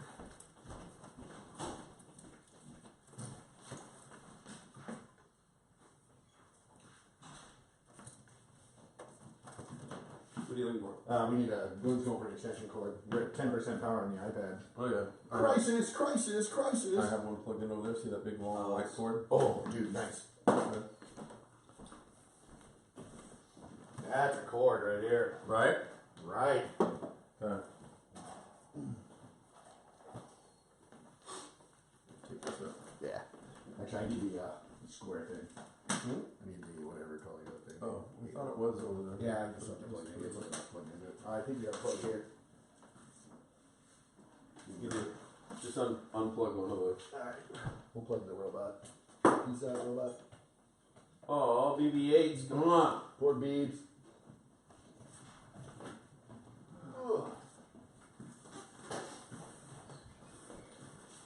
Alright, be careful, we got a cord here. Oh, yeah, an extension, cool. Probably a good idea to use it. That was beeping. Yeah. iPad's running Well, BB-8s. it's unplugged.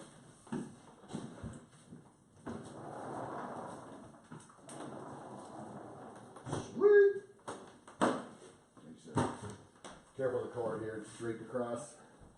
Oh my! Look at the camera moving around.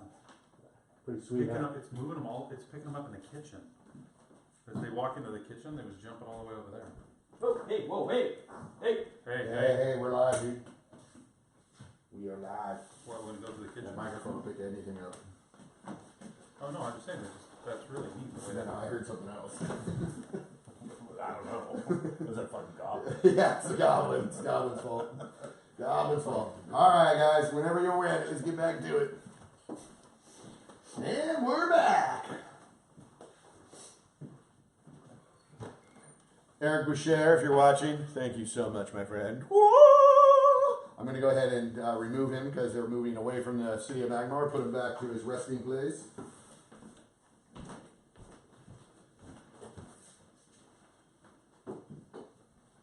Alright.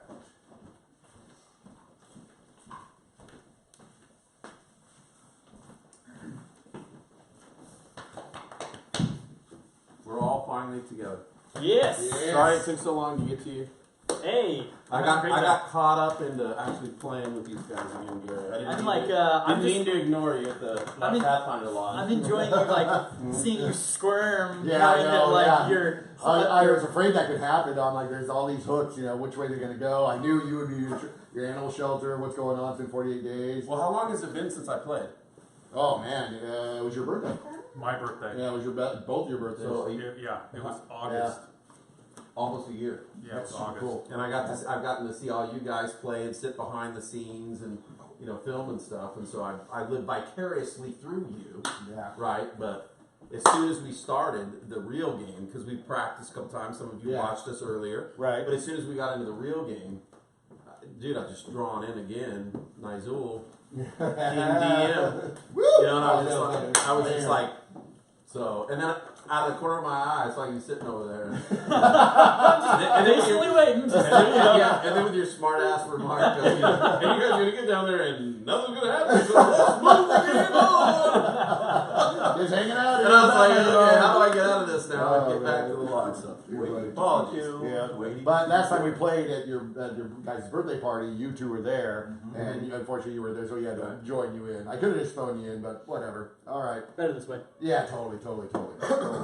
And I like the open-endedness of it. Yeah, It's absolutely. an open world kind of thing. You guys I really do. enjoy it. Yeah. All right. That's actually in the spirit of the open legend rules too, which I'm really loving.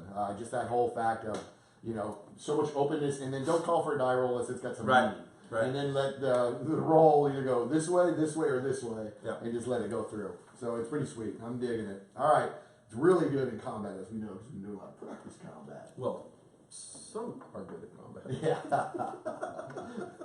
All right. So you go ahead and attend. Everyone attends, gets any supplies you need, torches, whatever, all your adventuring gear.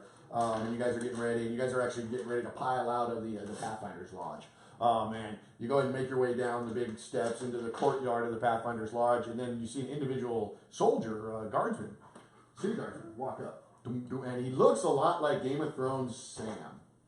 He just has that awkward, goofy look. He's a little overweight. Has a helmet that's the wrong size, kiltered up, and he comes walking up, and he walks in and goes, "Hello." Yes. There you are. Hey, Constable. How you doing? Lord Commander sends his regards. I'm sure. Oh, he has a message for you, too. I'm sure he does. Do Um, you remember all the words? I do. Didn't you have to write it down? No, I remember. All 3 words? Well, I'm here to protect you. You obviously know. Apparently, they went into the chapel and couldn't find the last 3, so they're AWOL, it looks like, and deserters. Yes. Yes. But I know he's waiting for a report, but you do that at your own pace there, Constable. But I do have a message from the Lord Commander, and he says, obviously, I'm going to go with you and protect you, and he also says, if I die, you die. Yeah, So there's that. looks like I'm dead. What do you mean? I'll protect you. And he pulls out a crossbow, like fumbles it a little bit there. I peek under his chainmail. Is his shirt red? Well done. Oh yeah, get that little cup there and face it towards the camera. There. Look at that. That thing's amazing. I love it. I just want to give you a It's little. TK42 cup. Yeah, TK42 cup. I just want to give you a little miniature just in case you need him. And he goes, my name's Buck. Buck the guard. It's a pleasure to make your acquaintance. Are we sure we don't want him to guard the very valuable piece that we picked up in the... Yes, Pathfinder's but Lodge? I doubt that he would stay. I'm under strict orders to stay at his side and protect him. But apparently, Lord Commander's a little worried about you. Okay, sorry. Out of game. Metagame? Lord Commander is city. City. So once we leave the city, he has no authority. Okay. All right. So what do you do? All right. You do realize, Buck, we are leaving the city. Whoa, wait, what? Yes. We are leaving the city, and as soon as you walk out that gate, you're on your own. What do you mean? Your authority ends at the gate. Well, don't you want my protection? Sure. Really? No. You see like a really butthurt look on his face. Oh, golly. You're welcome to come and try and protect us. Oh, by the way, we're going to fight the dragon. Well, I'm not afraid of anything, really, but I don't think I'm allowed out. I don't want to be, it'll be AWOL if I don't report for duty tomorrow. That's true. So you can escort us to the edge of the city where your authority ends, and you're welcome to wait there until I come back. Then that's what I'll do. There you go then. Fine. It is fine. I just said it was fine. You don't have to repeat it. Fox kind of chimes in. Do you all Act like act this? like that all the time? He's far more intelligent than the other 3. You should have seen them. All right. My kind of group. So your arrangement with Gobbledygook was to meet him at the South Gate. He was preparing we for had travel the as a South Gate, scout. Okay, cool. And of course, Buck joins you. As far as the gate goes, we've already you're gonna have to ditch him, and I'll take my goddamn miniature back. Sometimes you don't want it. And you head up to the south gate, which is open, and you can see Gobbledygook right there. And immediately you're just like shaking your head. You see a little 2-foot goblin with about 3 feet of equipment stacked on his body, his adventure gear, and he's sitting there. Yeah, let's go! All right, to the Mushfins.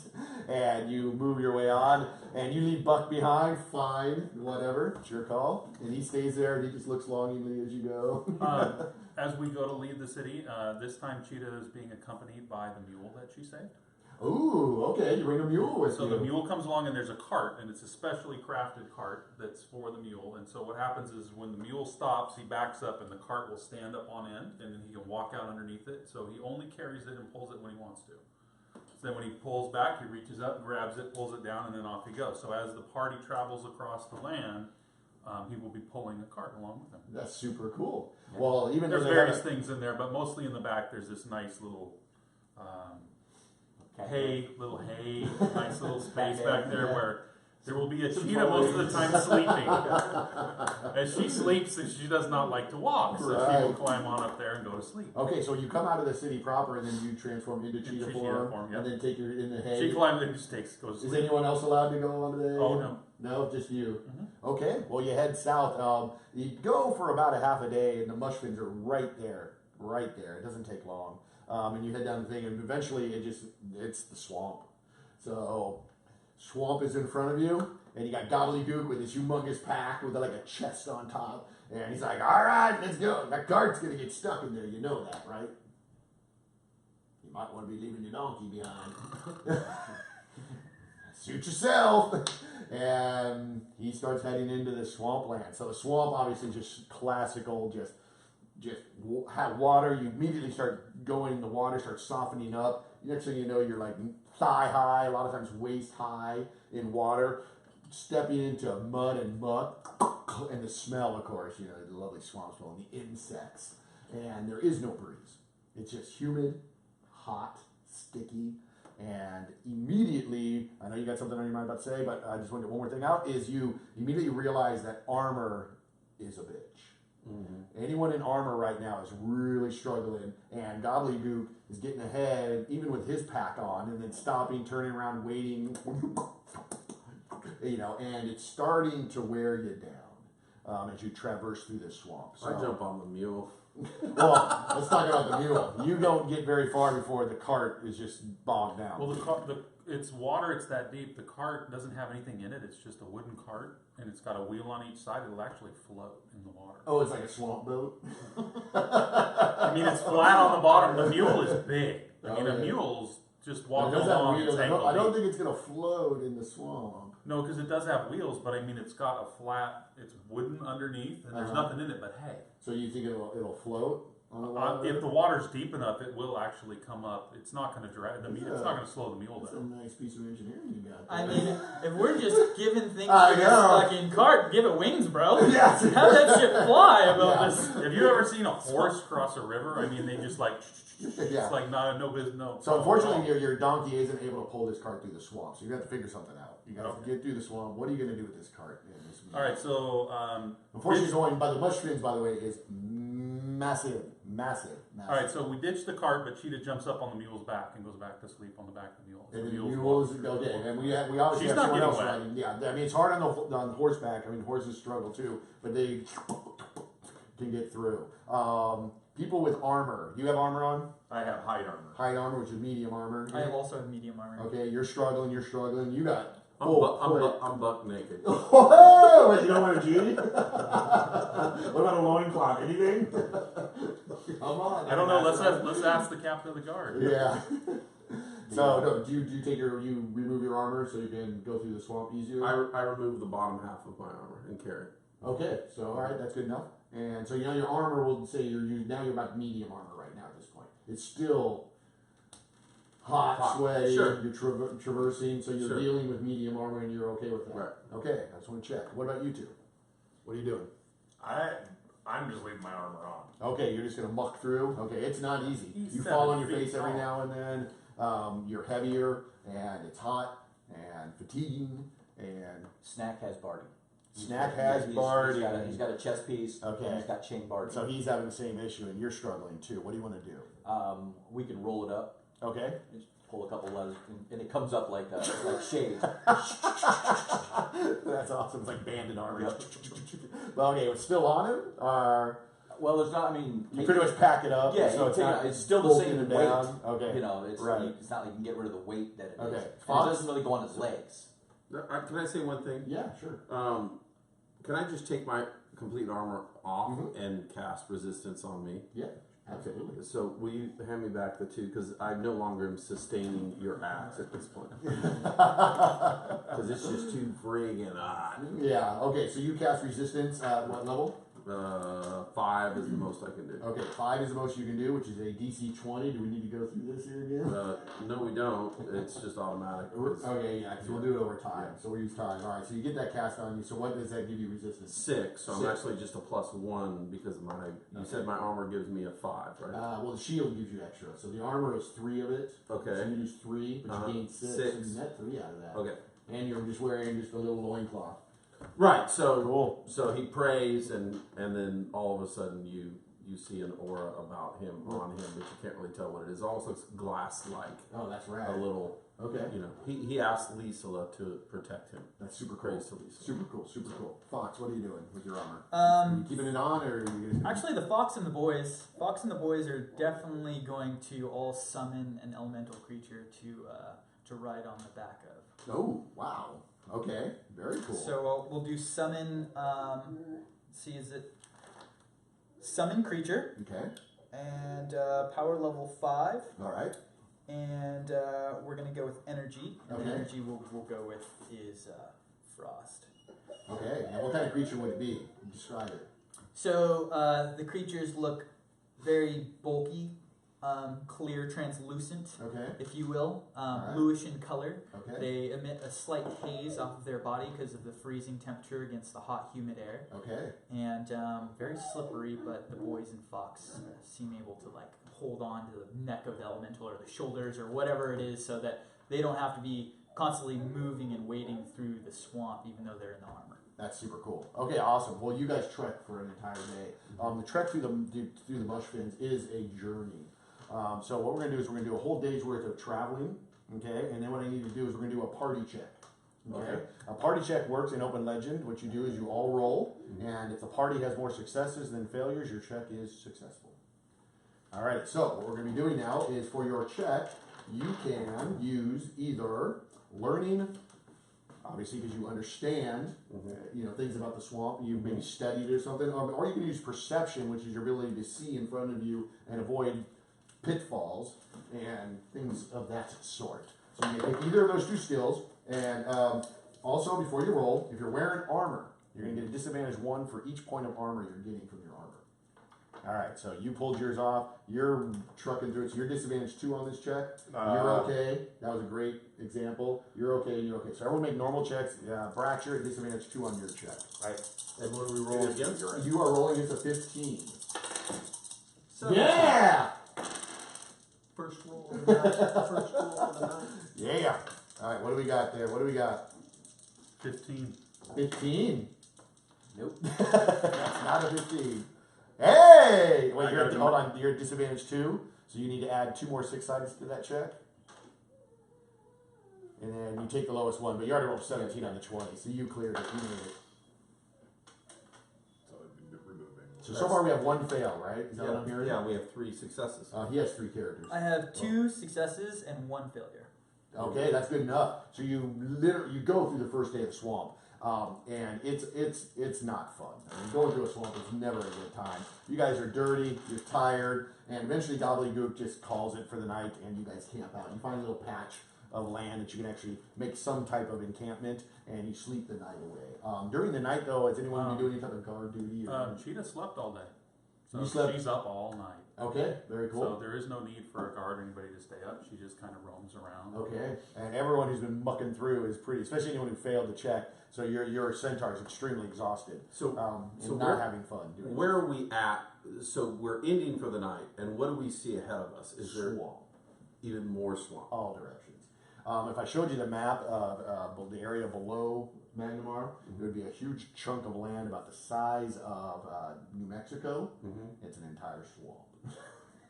And you guys are mucking through this thing, looking for this cave complex which leads to some temple. Now, obviously, this is not going to be an easy trek. Are there trees? Not very many. They do show up now and then, and they're those swampy. What are the ones with the hanging Gotcha. vines? Not a lot called? of wood. Yeah, weeping willows, I believe. Yeah, not a lot of wood, but you can find it. Usually it's wet though, because it's. I mean, insects are an issue. You always got the bugs buzzing by you. Of course, you ever want to see a gator, or a crocodile, and no hippos. No problem. Can I just continue to create in front of me a massive vine bridge? You mean like a barrier? Yeah, that I can continue to walk on. No, it wouldn't be a barrier. It would slow things down because at the rate of failure you're going to have, you're going to slow the party down. Because Okay, like because there's a spell that I can cast that allows me to create food, create like a creation thing. Yeah, Yeah. you can definitely create that. Like you could create a shelter maybe to help during the night sleep better and things like that. But as far as traversing, if you're going to create like a piece of right. something in front of you to walk on and then cast It would it take out, too long. like- Okay, yeah, just that's make it gonna slow your So progress. I was thinking I could make a raft because I've got the craft. You're handy. Yeah. Yeah, you're handy. So if there's not enough trees, then he's going to use some stuff that he's got, stored away. Uh-huh. Well, He's I gonna make could create branches. You could create trees. Well, branches. I Anything that's might be able, I inorganic. could pull that off. Yeah, anything that's inorganic. Yeah, So we need trees. If we can get some trees together, I can whip us up a raft. That's not a bad idea. Let's do that. So what Okay. Cheetah will turn back into human form, Okay.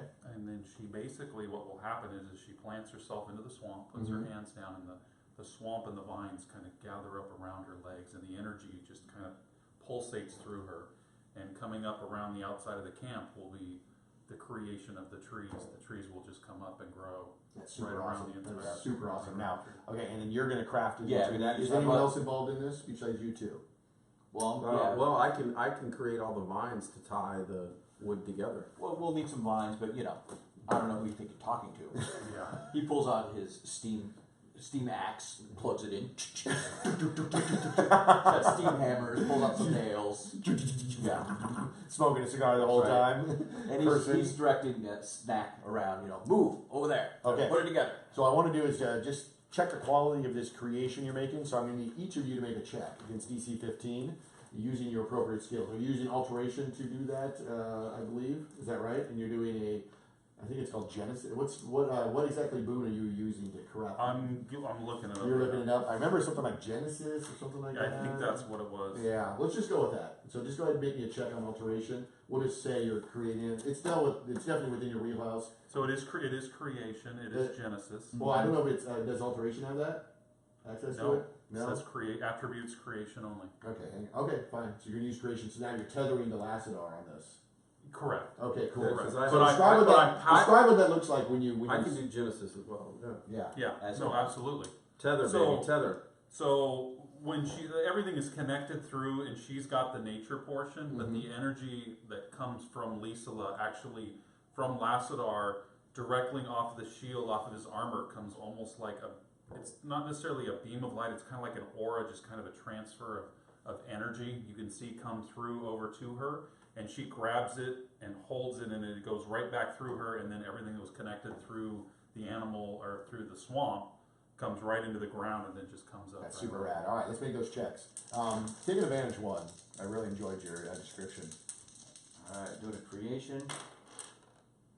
Woo! 18. Nicely done. Or sorry, 19. Cool.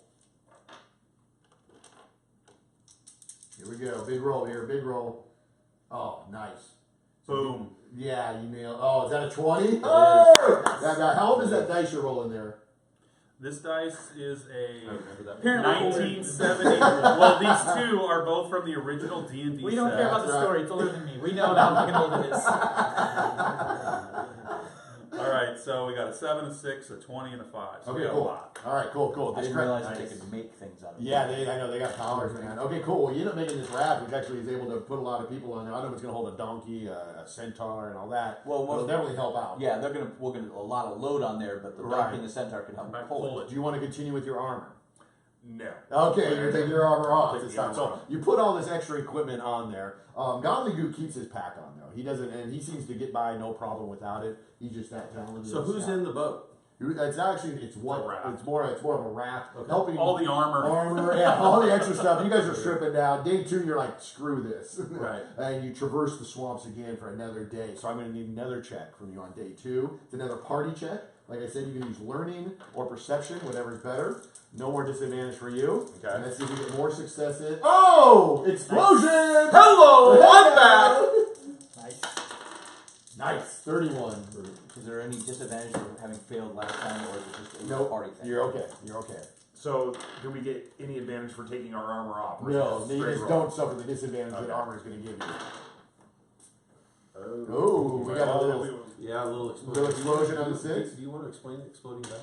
I think people that are watching understand. No? what I mean. Okay. But yeah, open it. It's a- Oh! Open legend. If you ever roll the max number on a dice, it explodes. That's one of the Oh, core 13, mechanics, and it's 14. exciting as hell. 22. Nicely done. No. Good job. No. No, I got a 9. You got 2 no's. 3 failures. Oh no! Oh no! Oh no! Okay, Oh, man. well, in the spirit of open legend, I gotta now educate this result here, and we're gonna go ahead and say you still make progress through the second day, but with a small twist.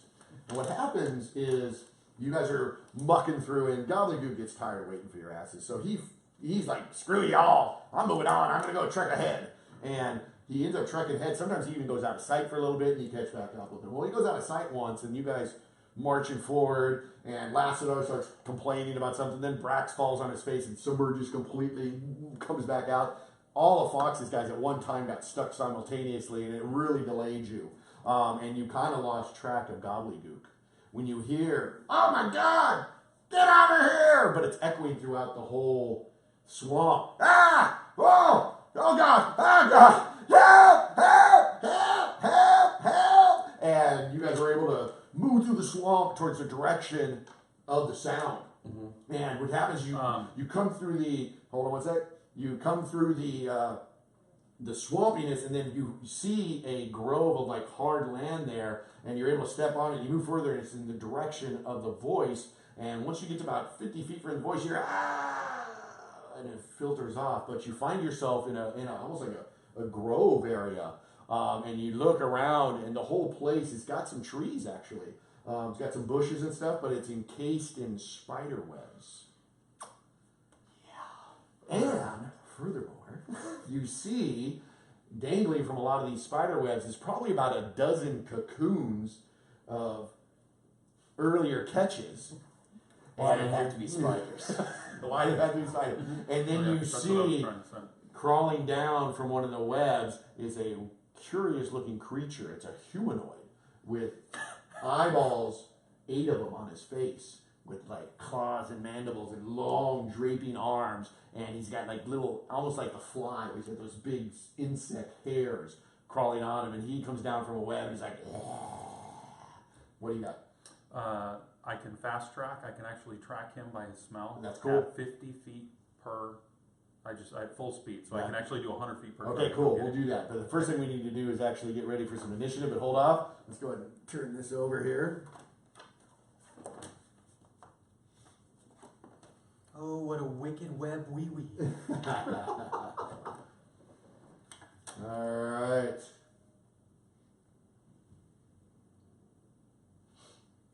So you see all those webs there, and then hanging in the webs, you can see various cocoons that were captured. Now you can see spiders throughout this whole entire area of various sizes, from like tarantula size to small spiders. But a couple of them catch your attention, and they're just a wee bit bigger. Plus Spider Dude. Yeah, plus Spider Dude. All right, so those red little markers there represent cocoons. Then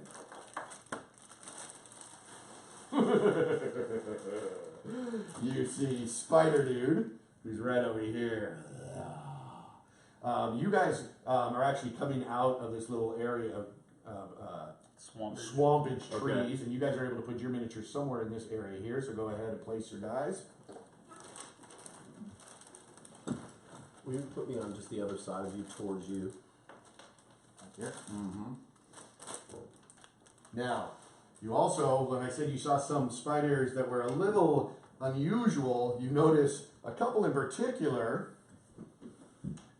that are about the size of the goblin himself. It's like, these things are humongous. All right. Awesome. All right, cool. And then, what you also see, you got all this here. Everything's good. I think we can go to initiative now. So, first of all, real quick, just to review one thing before we get started. This is for the audience as well. Open Legend, especially, it's not like a normal D&D game or Pathfinder game where you're just trying to earn experience and grind through fights, killing monsters to get experience points. It's not like that at all. Encounters with monsters are usually just obstacles in your way of getting to an objective and moving on with the story. It's all about the story. So right now we have a situation where your scout, your leader who's trying to get you through this swamp, is probably one of those cocoons webbed up. And that's the objective in a sense. So do you have to kill every single spider in here? No. You got to find your guy and get him out of here. So that's the trick. Okay, so just understand that. So it's not like a typical thing where you want to make sure you're mopping up every last mob to get your XPs or whatever in that sense. So with that in mind, let's go ahead and we're going to do this new cool initiative system I'm using. So the difficulty of this encounter is a 15. And so go ahead and roll agility checks. Anyone who rolls higher is in the winner's brackets and gets to go before any of the other creatures. Hey, I love those sixes. Give me more sixes. Nice. Keep your number handy. I'm going to need it because there's one other little cool component of this encounter as well.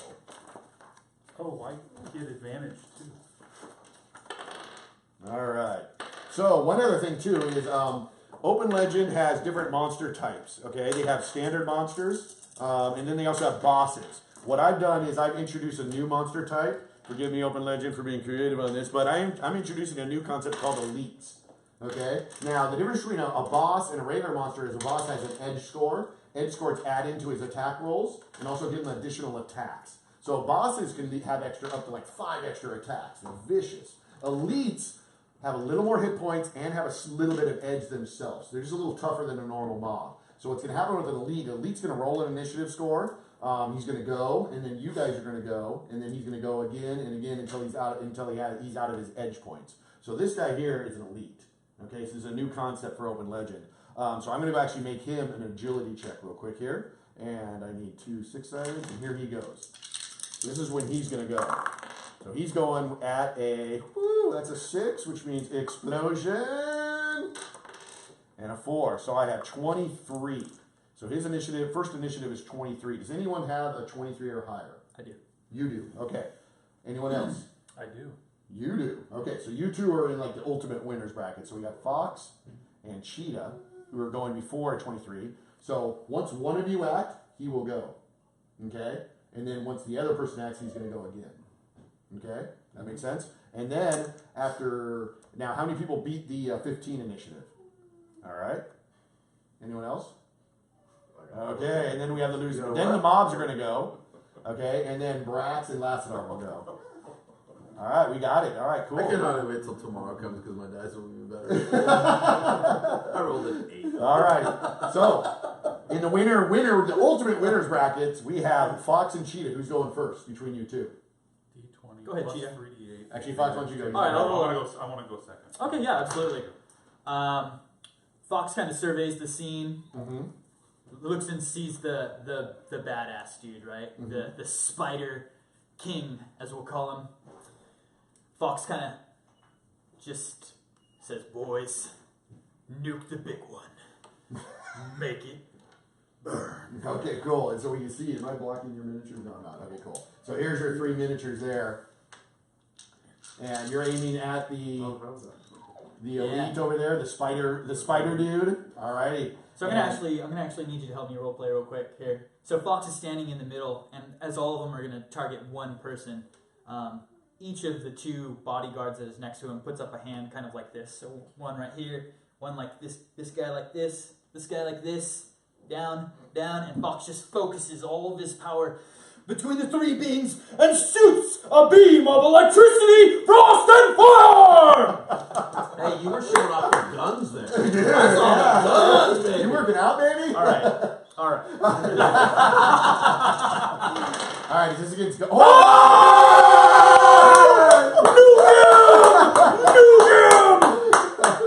Oh my lord. Okay. Words. You don't have enough dice to explode all Seriously, those. is You this? need 20-sided. No, that's. I don't I need mean, any. I'm 27, sorry, 6-sided. You have enough? Way to go. Yeah. All right, That's break a it three. break it down. You're going against guard or toughness, just so I know. This is against guard. Energy against guard. All right, he has a guard of 20. Okay. So these are 3 different types of energy attacks. Yes, right? I see the big mixture there. Right. So, frost is going to be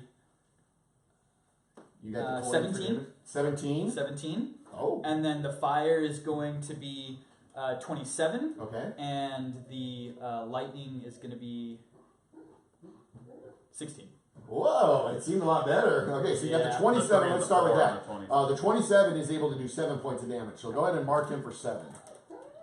Okay, and then your the blue dude and the green dude over here aren't quite as lucky when they go in to send it off because the whole area is covered in webs. So Mr. Blue, he's your cold guy.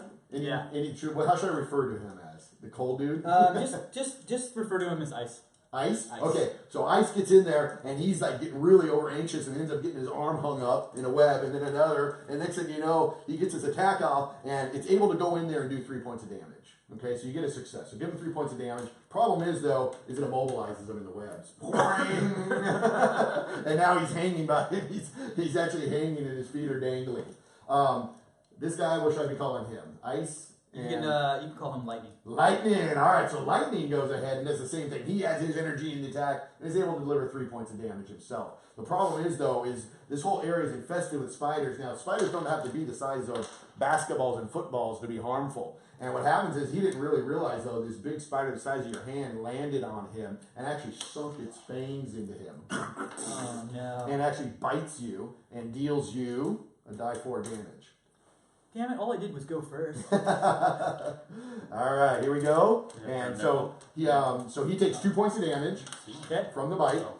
and has the poison that goes into him is giving him persistent damage. Okay. So you got immobilized, persistent damage. His attack was amazing and successful, and a total of 13 damage was delivered to the elite spider dude.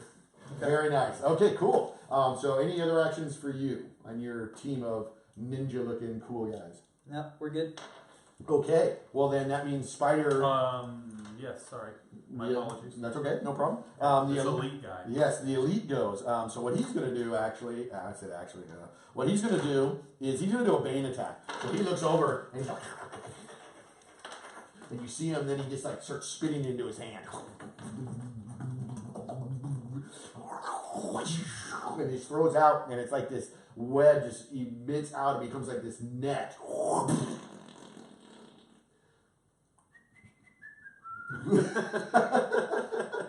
Somebody went to the Halloween store. Yes. And that is looks like it's going to be I want a 3x3. So it's going to be, oh no, that starts there. So actually, no, he's going to spin it over here and make it be a 2x2 area. So it's a disadvantage 2 for the area that he's covering in webs. Just and he gets advantage 3 normally on this, but he goes down to advantage 1 because he is doing an area attack. This is versus guard. And he gets where's my beautiful Bronco die? Woo! And he gets a couple 8-sideds, and then he has advantage 1. I want my Bronco one. All right, here we go. This is advantage 1. This is going against guard, and this is targeting you. Now, when you're mounted, we gotta figure out how we're gonna pull this off. We're gonna say it's attacking. It's going after the goblin because it's coming on top. Okay. So you need the goblin's guard and then Lassidar's guard. Here we go.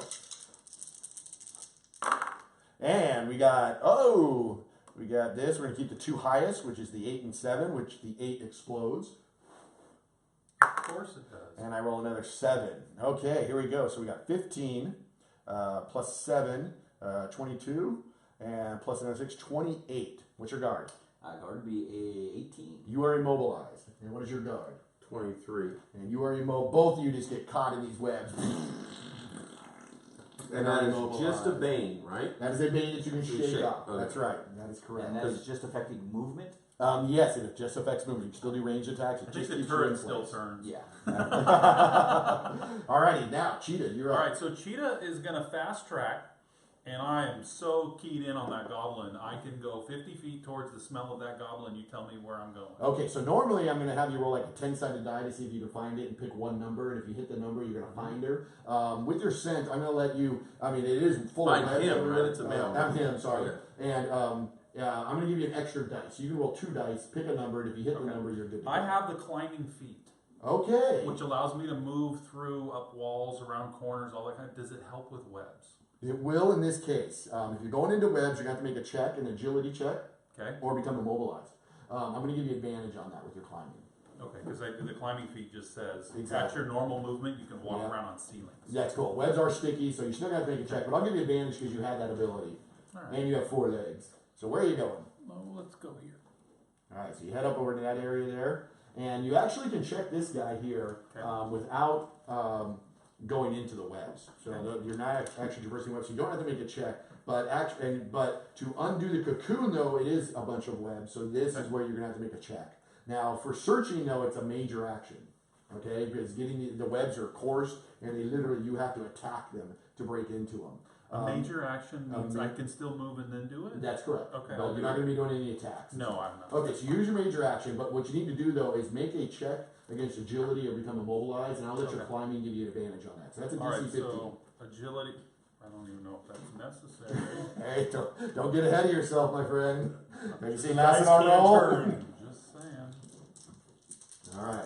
Was that a Oh, is that a dog? All right, so take your 2 highest plus the die 20. There's a kaboomski. Cool. Go So I ahead. can take the lowest one out. Yeah, take all of the 2 of the lowest ones. You keep the highest. I'm 3d8, boss. Whoa! You I said- apologize. And then you said one. Keep the highest 3. That's right. And then I get, so this kaboomski. Okay, so you have an 8-sided, that rolled an 8, and that explodes. Yep. And add it all up. Alright, so I got 15, 21, 24, and 8, 32.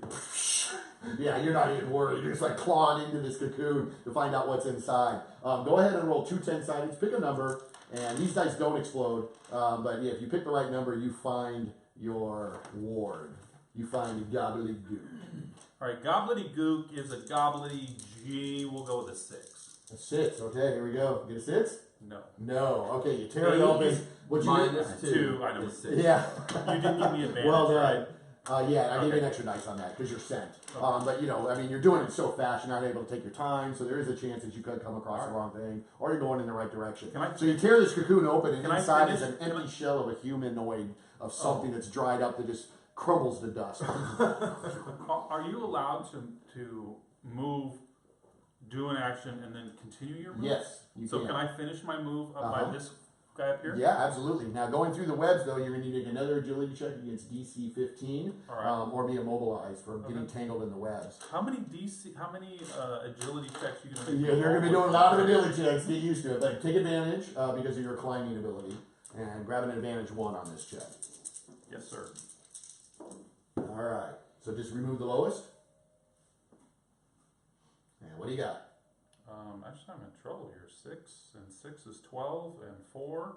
16. You made it, dude. All right, Nice. yeah. He's the guy to be doing this. So you see this leopard just. Whoa! What is it? Cheetah. Leopard? It's got spots. It's got Hey, spots. hey. All right. You see this cheetah just going through and slowly, just strongly getting through this just amazing maze of webs and just going around and avoiding anything that's going to entangle her and gets to the next cocoon. Alrighty, now we go to Little sniffity sniff. yes. First thing he does is Mr. takes his Snacks. helmet and pulls down Oh, 3 lenses. Wait, hold on. Wait, just 1 second. Doesn't your guy go Elite guy. again? Yes, thank you. Elite guy. Sorry. Yes, Sorry. elite, yes. Sorry. He has Hey. an elite edge of 1. I know he was gonna do something, crazy. Nice. Alrighty then, what we're going to go ahead and do then is he's going to go use his major action and invoke a boom. Alrighty, this is against a 26, but he has some decent advantage on this. Alright, so he's going to do a movement check. You see him, and he starts to go doing this. And it's almost like talking in something weird, like he's talking in a weird language. He's calling buddies. Yeah, he's doing something crazy. Fire would be good right about now. Alright, and he needs to hit a 26. Here we go.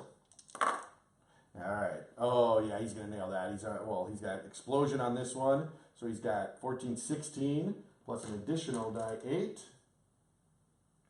and then that 8. 26, it's gonna blow up. He's got it. He's got it. So he's got 15, 20. Yep, he nails it. So all of a sudden around him, you can see all the little spiders in the web go start getting active. So any spider that's getting near him seems to be bolstered, perhaps. Well, I wouldn't know what that is because I can't make a fucking roll. Alrighty, so he's done with the second action. Go ahead there, Mr. Goblin. So the helmet flips down a couple of lenses. And it's magnifying. And he's going to take a look around, do a perception check. There's got to be some kind of way to differentiate between the different cocoons. Is one of them fresh? Is any of them moving? Because Okay. they just cocooned Nice. him. Sure, They just sure. cocooned him. Nice. So if he's not completely unconscious, he should still be struggling. Okay. You know, and if that's a husk, it's probably pretty old and dry. Right. Okay. So cool. we're trying That to sounds see good. if there's one. I mean, because seriously, we just got here. That Yeah. spider's probably just going, tying him off. You know, And it's like sinking in for a meal. Nice. Okay, Nice. cool. Why don't you go ahead and make me a perception check against a DC 15? All right. So the DC 15 is something I got from a guy who does a show called Drunkens and Dragons, and he has this cool rule. And what he likes to do is he sets a DC for the encounter. So anytime something crazy happens from the character, it's a DC of the encounter. Use it. So that's why it's a DC 15. This encounter is a DC 15. The lenses show me a 20. 20. Nicely done. So what you end up seeing is over behind the Ettercap. Oop, I just said his name. The spider dude is a very large spider there. And he's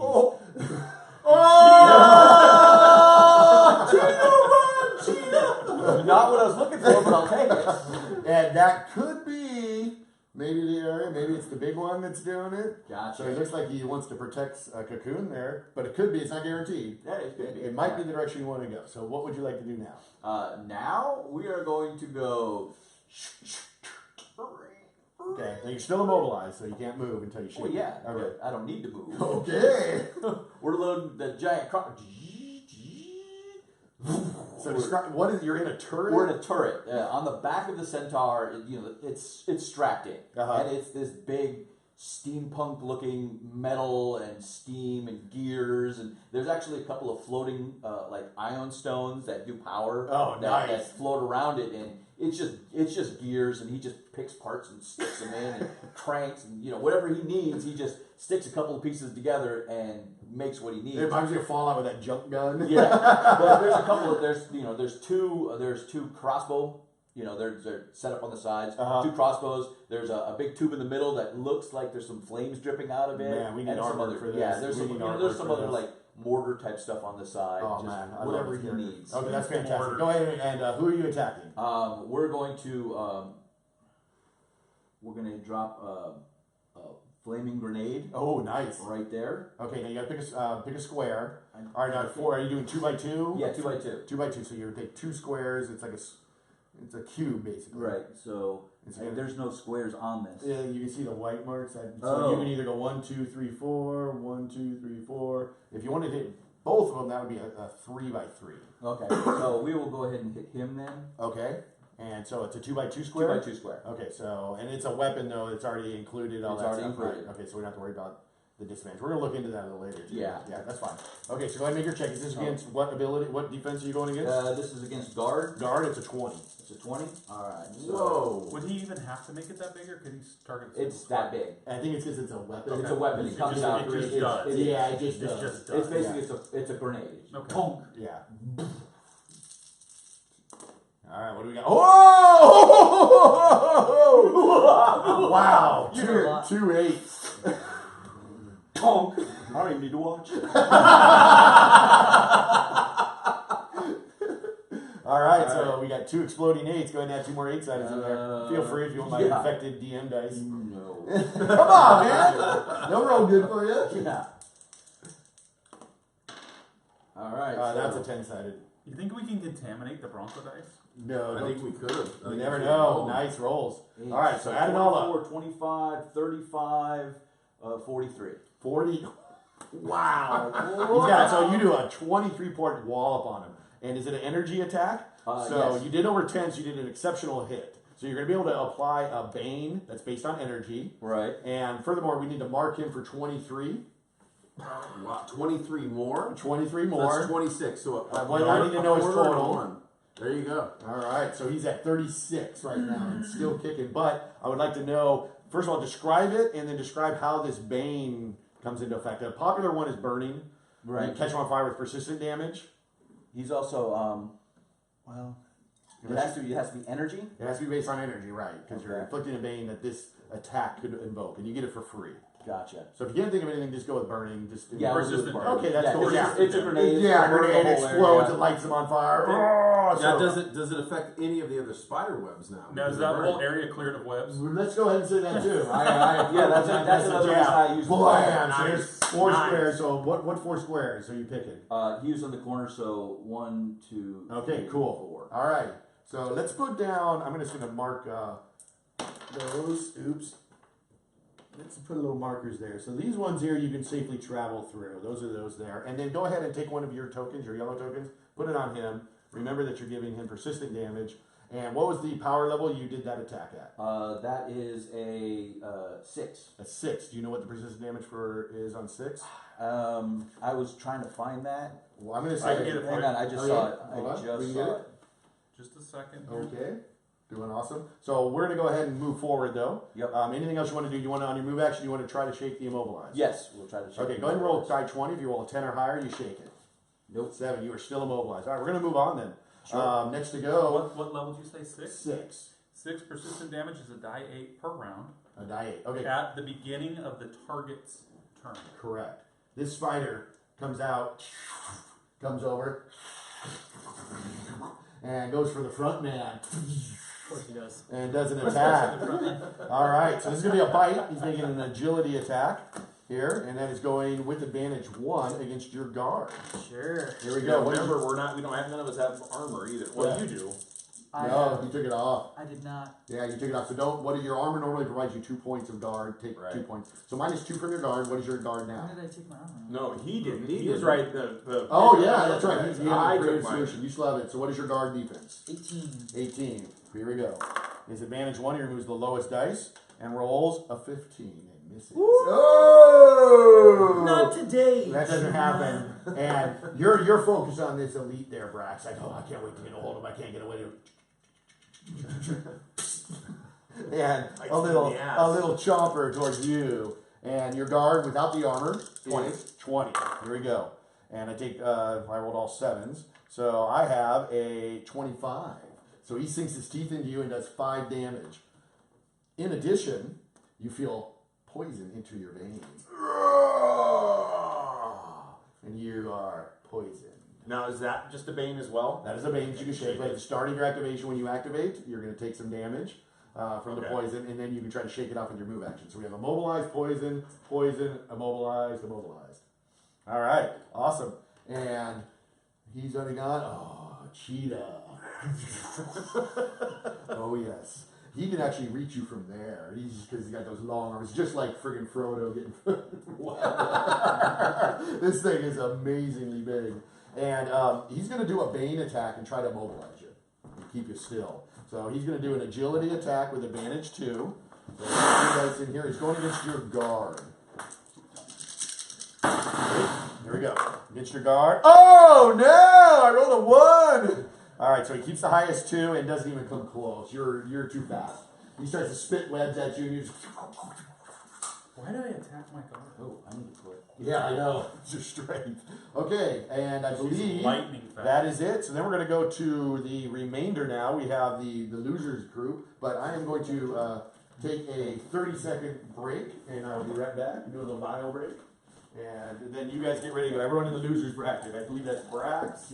Why is he looking at me? Yeah. Everyone in the losers bracket. You already won it? I know, that's why. Why is he looking at me? I think Thanks, I was trying to find that, and I just realized, oh, I didn't do that. It's all good. It's all good. I think that we should definitely, at this point, especially with the new creature that just came, we should just try to finish the objective. Yeah. Get the goblin. Oh, right there. I'm going to open him up. I'm not going to attack. I'm going to open him up. But he did that this time where it takes a major action to tear the web off. Mm-hmm. So it's like a Takes a standard action. major action. Yep. Well, I'll get to do Not a that. captain action. That and a move, or but lieutenant a action. move A will major create. A move will create So- an so not opportunity attack, but I might let it I don't go. understand. It's not a lieutenant action or a captain action. Oh. Not even a private action. But I'm saying It's a major it's your one major action, right? To shake off the band. No, No, not the for bane. me to search. To tear the webs away. Okay, I was gonna Which say, is when- fine, When I'll did do that change? He said that on the last one I sniffed out. No. I thought you meant. Oh, because of the I thought that you was the meant practice round. The practice round it was a minor action. But I only got to do it once per turn. Because it was Yeah, a minor action. The weapon What's the weapon attack? explosions and stuff is different because it's not energy, it's agility. All right. So All right. who's got? We got Lassadar and Brax, I believe. Yeah. Who's gonna go? I think that.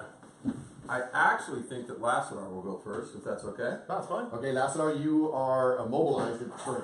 I'm currently immobilized, which just means what? I You can't have a move. lane on you, and you cannot move. I can't move. That's correct. Physically step forward. That's right. You cannot move from your I space. can pray and Uh-huh. move around this way, right? You may also spend a move action to try to shake it. Okay, so I think what Lassadar is going to do is he's going to pray. Okay.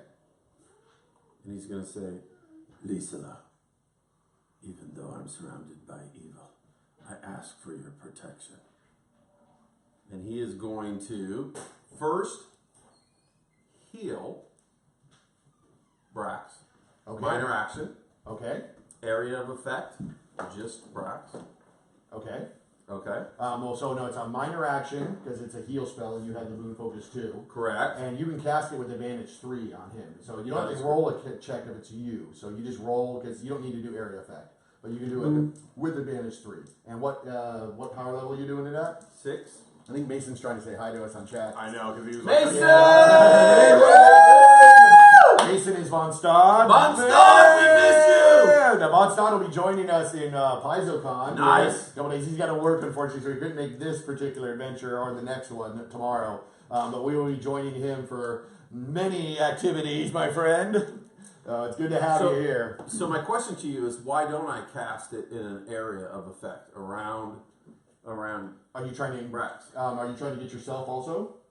Are you getting rid of the bane with that? Because you're going to give yourself disadvantage for casting in an area. If you're only trying to target What is one my guy. disadvantage? Number of squares. So if you're doing a 2x2 area, then That's it's disadvantage spider 2. If you do 2x3, 3x3, yeah. it's disadvantage 3. One, So there's two, just three. Yeah. So I'll do How many banes area. do you have? and okay. Well, what Just one. squares are you I'm targeting? poisoned right now. Just Brax. Well, then you can just target Brax without disadvantage. But I get an extra if I attack him with area of effect. No, because you still get the extra. Yeah. plus 3. You still get plus 3. Oh, I still get Yeah. plus 3? So you Okay. cast on yourself with no roll. Anytime Okay. you use it Okay. as an ability outside yourself, you get advantage 3. Sorry. That's okay. I No worries. misunderstood. No worries. Cool. So roll with advantage 3, and you're casting at power level 6, am I Yeah. imagining? So that's a 22 you're shooting A for. 22. Advantage 3. Oh, baby! Okay. So You nailed it. Nailed it. Alright, sweet. So the cast is successful. You can describe how that looks on Brax? So he prays to Lisa, asks for protection. He casts out to Brax, Uh-huh. and this just beautiful light. Nice. It's just a quick. With sound. Nice. Alright, at level 6 you do 2d8. They explode too. So that's 4. Heal 4. 4. Nice. Now, am I still poisoned? Yes. You have to shake that yourself. Unfortunately, I can't do that for you, big boy.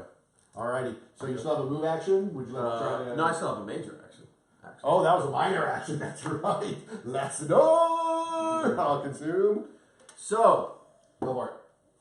protect me with your angel of David. Whoa! And I summon the angel of David. Okay. Okay. And that is at power level 6. You get him at full blast. That's a 22 you're going for. Okay. And you're trying to summon your little angel of David. Holy! Wait, that's Kaboomski. Yeah, that's big. I don't need it Kabuki. though, but Wait, Big you gotta Kabuki. roll it. Yeah, roll. Maybe the angel will come in double power. Yeah, exactly. All all right. right. Angel of David appears from the sky. Awesome. You see just this awesome light shine, Wing! And where does he come in at? and the wings.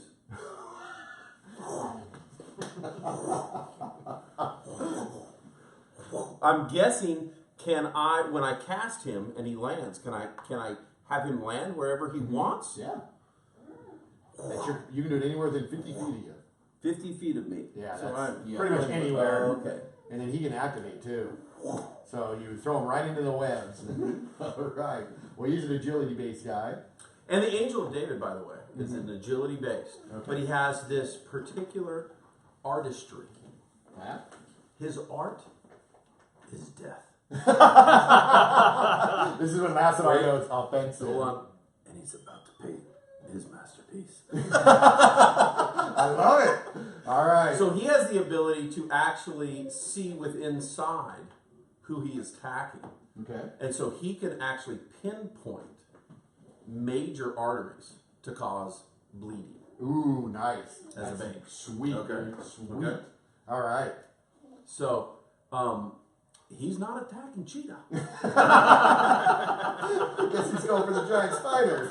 All right. So what I want to do here, first of all, is on this attack, take advantage one for just the amazing job you just did role playing. Yeah. Okay. Another thing is an advantage two for the way you describe the bleeding, and I'm also going to give the first legend point out right now for that right there.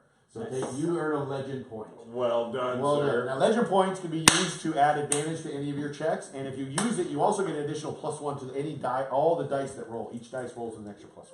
So you can get that in two different ways. One by amazing role playing, which everyone I expect is doing great. I'm not saying anyone's not doing a fantastic job. And then the other way is you have flaws. If you bring your flaws into the game and cause. Oh, that's right. Yeah. So if you actually inhibit the party in some way using your flaws, you automatically are going to get a legend point for that. All right, so congratulations on earning the legend point. Thank you. And you have advantage 2 on this attack. And this attack, I take it, is attacking his guard. He has a guard of 20. Or it has a guard of 20. Good luck. Not so. Wait, no. Wait, you have explosion. you have- Me, I have an explosion, so And then that's keep the 5. 11. So I get. Oh, no, you only keep one of them. Right, Okay. because you have advantage 2. So, actually, you know what? You can roll too many dice. You have advantage 2, and you roll a die 20 plus a die. You should only have 3 8-sided. So re-roll that whole thing. You should only be rolling one more 8-sided in there, because you have Okay. advantage 2. Okay. This is normal. You're used to yourself, too. Sorry. No worries. Salon! There we go. All right. Keep the highest one. The 5. Okay. That's a 17. All right. 17. He does not succeed. Hold on. Oh. Plus 1. Plus 2. 16. You said every die Oh, roll when I you get plus spend 1. your legend point. You have a legend Oh, point. okay. And then you Okay. now, you have one in the bag, and you can spend it anytime you're like, I'm going to burn a legend point. You can burn multiple legend points. You can burn 3 Okay. legend points. You get plus 3 every die. 17. 17. I'm going against a 20. And it actually ends up landing. And David is able to land the sword. 3 points of damage to the large spider. Okay. Unfortunately, it caused him to get a little tangled up in the web, and he is now immobilized. Okay. And can you put this on the spider because he's now bleeding, and that's a 1d6 every round. How did you do that? Well, because I did damage. He You have gets to it do every it time. to I get think he has to 5. do 10 damage. 5. If Yeah, has- you have to do an exceptional hit. Because he doesn't have any special abilities. He's just Okay. a summon creature. But good thing. Good. Yeah, if you hit for 10 damage, Did yeah, you then you can use cause bleeding. a feat to focus that bleed? All right, anything else there, Lassadar? Amazing turn. Anything else? You mean a... Oh. Brax, you're up. Okay, so after Brax gets bit in the ass, We start with a little bit of poison that's here. right. All right, here we go. So die 8 persistent damage. 6. Oh, you have something else? Well, He's trying... no. Well, I'm just asking. With my my ability to enhance his sword, is that a major action or is that a minor That action? would be a major action. It is. Okay, sorry. Okay, no worries. 6 damage from the poison. Got it. What would you like to do? Okay, first. Oh shit! So then I'm gonna shake that poison shit off. Okay, use your move action. So you roll a die 20. If you hit a 10, you shake it off. 20! Nice. Exploded. 37. You're so resistant, if you get poisoned again, you're going to shake the next one off. Okay. Nice, dude. Nice move. All right, cool. So and then now he's pissed. He's raging. Splat. All right, you're going after its guard. Its guard is 15. Oh, I see a 10. There is a 10, but not much. So All I right, added two up. highest. So grab your 2 highest. Two Pull away highest. the others. Awesome. Oh, that's Pull right. away. I'm raging. I'm You're raging. raging. You explode on both. So 2 more 10-sided. So Woo! 8, 17, 27, 31. Oh, Wow. jeez. Jeez. That was a shitty Can you roll. mark him for 16 damage? Whoa. That Let's see, spider's this still guy. there. That's a good He is roll. still Just there. 20 was low, so. Well, what's I that? said it was a good roll. It's just the D20 was We need low. I know the D20 screwed me. Yeah, a little higher. You did massive damage. That was more than 10 points of damage, though. You may add a bane that's based on might. God, he's a spider, isn't You he? can demoralize it. That's a good one. You can knock it back. Fear. Fear. You may fear it. Okay. So, It is and fear. so if it So- fails, it Actually, does- fear is a little interesting. So I'll show you the full results of I fear. know, it's cool. They run. He's gonna have to run. And then runs at the away end on of his his turn, you can try to shake. Yep. He runs away on the 3 remaining legs. Yeah. He's like, he just got fucking crushed. Exactly. Okay, cool. So now we're gonna go to the top of the round. I'm gonna introduce a new mechanic, which you guys get used to. Okay, you can thank the guy who does Dungeons and Drunkens and Dragons for this. Oh, we will. We will. This is a meta component to the encounter. Just want you to know. We roll a die 4, and I roll a 3. Just want this to be up here, and that's up. Alrighty. Top of each round, that number is going to It reduce. doesn't feel good. There's things that are feel Yes. good rolls, and that's not a That feel number good will roll. continue to reduce. Did until it you gets to see the 0. smirk on his face? When Yeah, it that's reaches not 0. something that's good. The world ends. Pretty much. Alright, top of the round here. We got Fox and Cheetah. Who's going? Go ahead, Chia. Alright, so Cheetah is going to, first action will be to peel away Okay. what we've got right there. And I Alright. believe we're now on a double focus because I'm on his perception with the eyeglasses telling me to go to that one. My nose is telling me to go to that one. I like what you're going. I like where you're going. Use an 8-sided also, because you guys have brought down the numbers here. So Okay. 3 8-sideds. Pick a number. Good luck. See if you can hit this number. Let's go with a 5. Nope. No 5s and no highest rolls. 3, 6, 7. You tear it open, and in the middle of that cocoon is another just decomposed husk of an animal, like a Alright. gator, and it crumbles. That was brilliant. That was, She'll your move. that was your major action. I think he's going for that one. Yep, I'll move. Okay. I'm going to leave threatening space from Hoopty Machine. Yes, and you know what that means. Here he goes. So the enormous one goes for a bite because he has the reach, and this has advantage 2. And here we go. This is going against your guard. And keep the 2 highest. I got an 8 on the 8-sided and a 6, so we have 1 dice exploding. Here we go. Another 8. Whoa! And a 3. All right, so I got 16, 19, 25, 30, 5 is 13, 33. Okay, that's a hit. I'm a 24. You're a 24. Okay, so 33 for 24, 9 points of damage. I didn't do 10. Oh, but he did enough damage to poison you. So you are now poisoned and have persistent damage also. Alright. Alright, so enjoy those tasty morsels and you may continue your move. Now you're moving through web, so go ahead and make me an agility check, DC 15. And you get the climbing, so take an advantage 1 on that. Come on, baby! 2 high, or 3 high. We got Oh, Kabooski. we got some boobs. That's an Kabooties! 8. So I'm a 3, so I get another. Another 8-sided. Just the one more 8-sided. Okay. What do you got? 10, 20, Oh, you got it. Continue. 32. Carry on. Alright, so you move over to that patch. Now you're actually not in webs there, so you're safe and you can investigate there without not having to worry about it. Okay, anything else? Minor actions. Can you heal yourself with a minor action? But that's only if you have the heal, boom, focus, heal, or is that what is that? You can heal yourself, and no, you can do it as a major action. But your got a major major action is action. you. Oh, it's a major action. I It's a thought it was major action. I thought it was It's a minor major action. action. Minor action for me because I have the boon focus Okay, too. 2. Okay, that's where I was going with that. Okay, we're good. Okay. We're golden. We're done. Okay. Now I forgot to give him his extra advantage because he is within enough spaces of that aura to pick up a little extra bolster because the Ettercap maintains his bolster. Now he has a who's yellow? That's me. That's you. He's Persistent persistent damage. What's the die on that? That was a die 8. Roll it. Dish out some damage. Mark him for 4 more. Does that blow up? Do we? Does it blow up? Do you have nickel? Consistent damage? Yes, it would. It would. Anything Put it you on roll, me. it will blow up. In fact, with the searching, if you roll another dice, I'll let him continue to roll to see if you can hit that number. If you ever roll it. The high. Just in the nice. spirit of open legend. Sure. For sure. How much is he at? Caps at 40. The cap's at 40 round of change. You've done 40 to him? Yeah. Okay, he's still going. He's got some health. Okay, so he's gonna go ahead and he's gonna use the move act. No, he's gonna burn. He doesn't care. He's gonna move and he doesn't have to make checks. and he moves over here, and he's gonna wall up. Well, there's little no web son of there in David. Yeah, he between. sees a creature in his web complex, and goes ahead and needs to eliminate him right away, and goes for a bite with advantage 2, and actually an extra advantage for his bolster, which does affect himself. So he's advantage 3. Here he goes. Keeps the highest 2 on this, and he's going after David. Oh my gosh! Boom, boom, boom. Keeps the highest 2. So he's got an 8, and he's going to go ahead and that 8 will explode for another 8. And David has like 6 hit points. So poor That's 6 hit points. he only has 6 hit points. You can look it up. It's 13. Oh, yeah, it's 13? Yeah. Oh, my bad then. Thank you. Sorry. Yeah. All right. Cheater. All right, so we got 20, 36, 41. And a couple explosions? I already got those. Oh, okay. Can you 41. defend? Yes. Can you roll a 41? You can. You want to just let him go bye-bye and you can resell to him. He slowly just slumped over, floats back up. That's a little fucking hard. He puts the halo on. The light appears, Thanks for visiting, David. and he's gone. Turns There over you to Lassadar. go. That's awesome. Alrighty.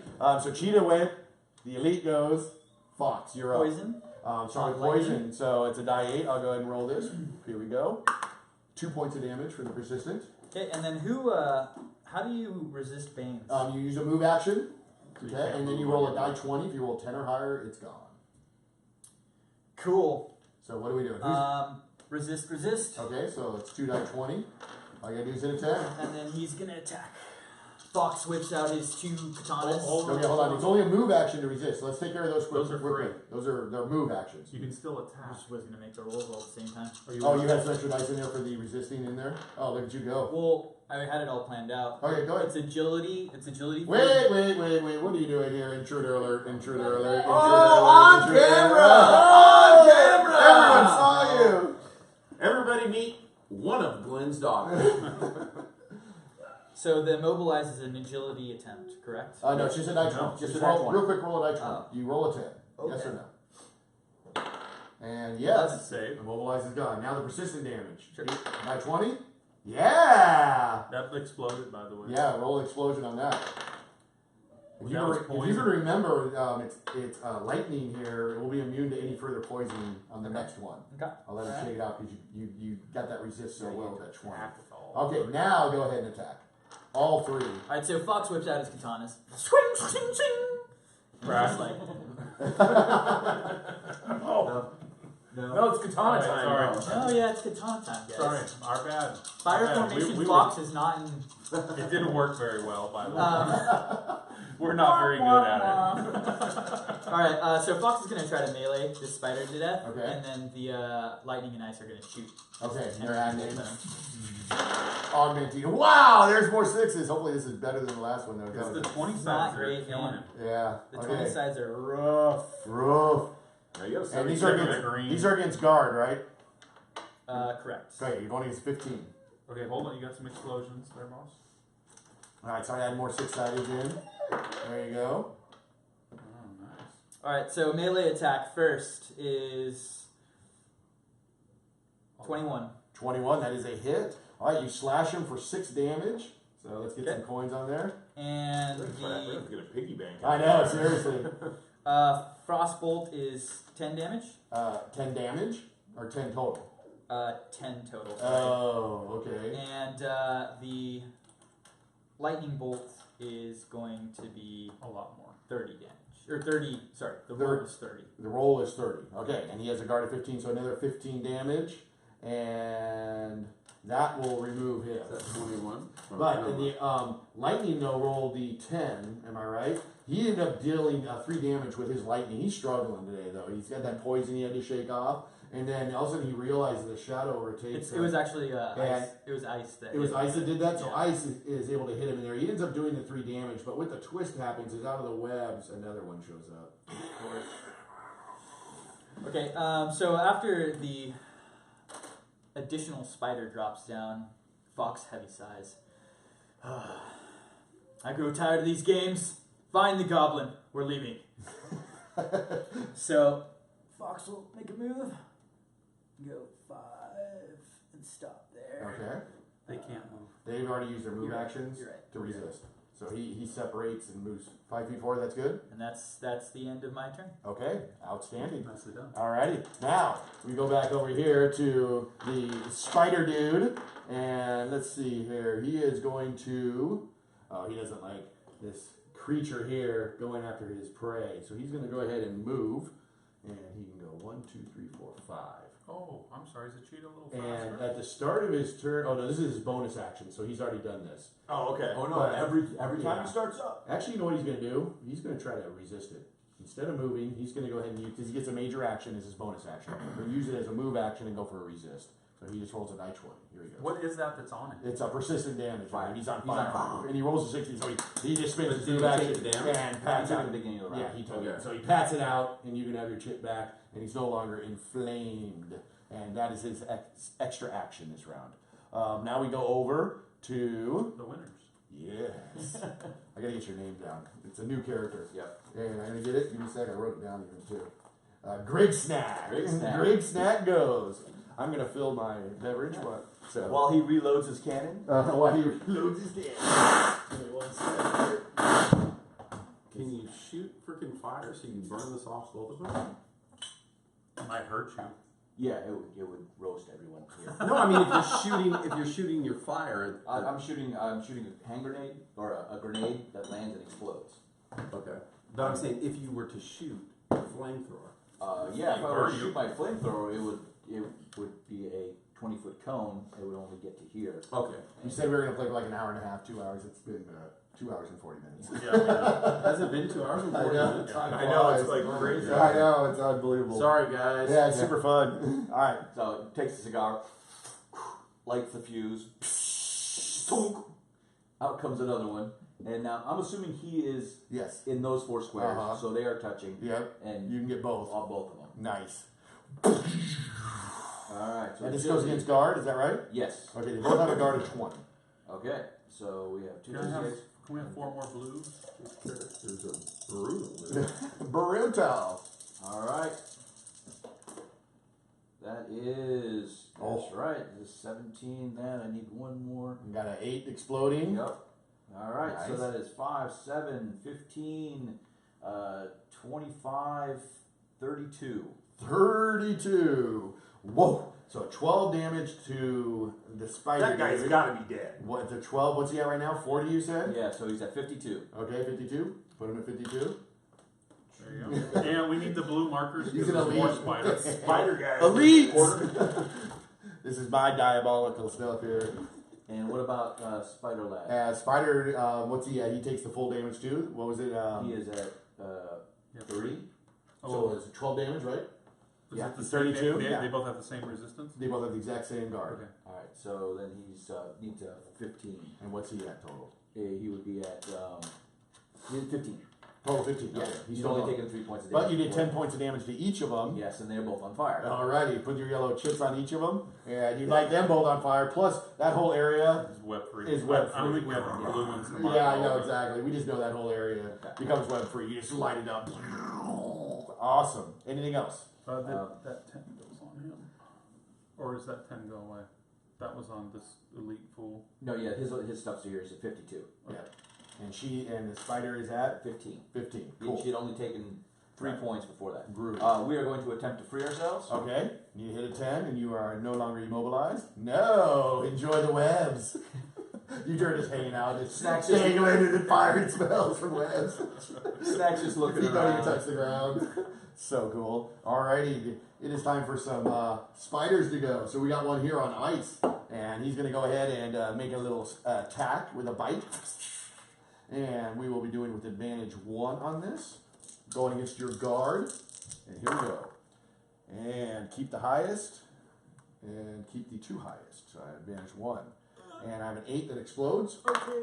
And another 2. Alright, so I got 10, 19, 24 against your guard. 24. That's 8 points of damage. 8 points of damage. And that also poisons ice, but I believe ice is immune to the next poison Yes, attack. it was. Because you rolled so well on your resist. No, so that was don't light. worry That was about light. it. That was light. That was like, oh, my bad. Then he's poisoned. What else we got? Brax, you still. This one here is feared. It He's got activates fear, yeah. and he moves out. Now he leaves your space, gives you a free attack of opportunity as he scutters off. Night spider. Yikes. Its guard is 15. Does his Oh! Keep the two- Explosion. Keep the two highest. does his combat prowess stuff, the move and the attack again? Oh! Does it trigger off an attack? Nice. Oh, You got, but you got an explosion there too, No, right? six. Oh, okay. Does his stuff trigger now, even though it's not his turn? What's that? When he kills somebody, he gets a free move and a free attack. Yes. Yes. Every time. Oh. All right, Brax. Yes. What is your Off feat you you're go. using there? Combat So, what? There's combat momentum and combat follow through. Okay, so, so you're- so free So move. you get to move at full speed I get to move at full speed and attack again. That's right. All All right, right. I see an elite over there that's probably about to die. Uh-oh. So here we go. Brax. These are 5 feet each, right? Yes, that is correct. 2, 3. I can get there. Oh no. Yep. And there's no webbing there anymore. It's only Like, fire. So you see this, smoldering web. this creature on fire. 8 eyes on it, all reflecting the fire that it's on fire. You know, reflecting the light from all the fire that's on it. Yeah, it all eyes go. Yeah. All right. That's a guard of 20. Oh, we got Oh, wow. Minus 2, and they both explode. It had a guard of 20. Oh no. Oh, no. 23, 31, 38, 40. Do we have to mark it? 45. I'll take the miniature. Brax, what happens? He comes actually. He actually leapt into the air and creams him right down the center, and literally like. And of course, like any proper insect does, this yellow goo 46. splashes out like a proper bug from like what's the bug movie? Starship Troopers. Covered in blood guts. Oh, What do you get to you do kill now? bugs Now good. it starts all over again.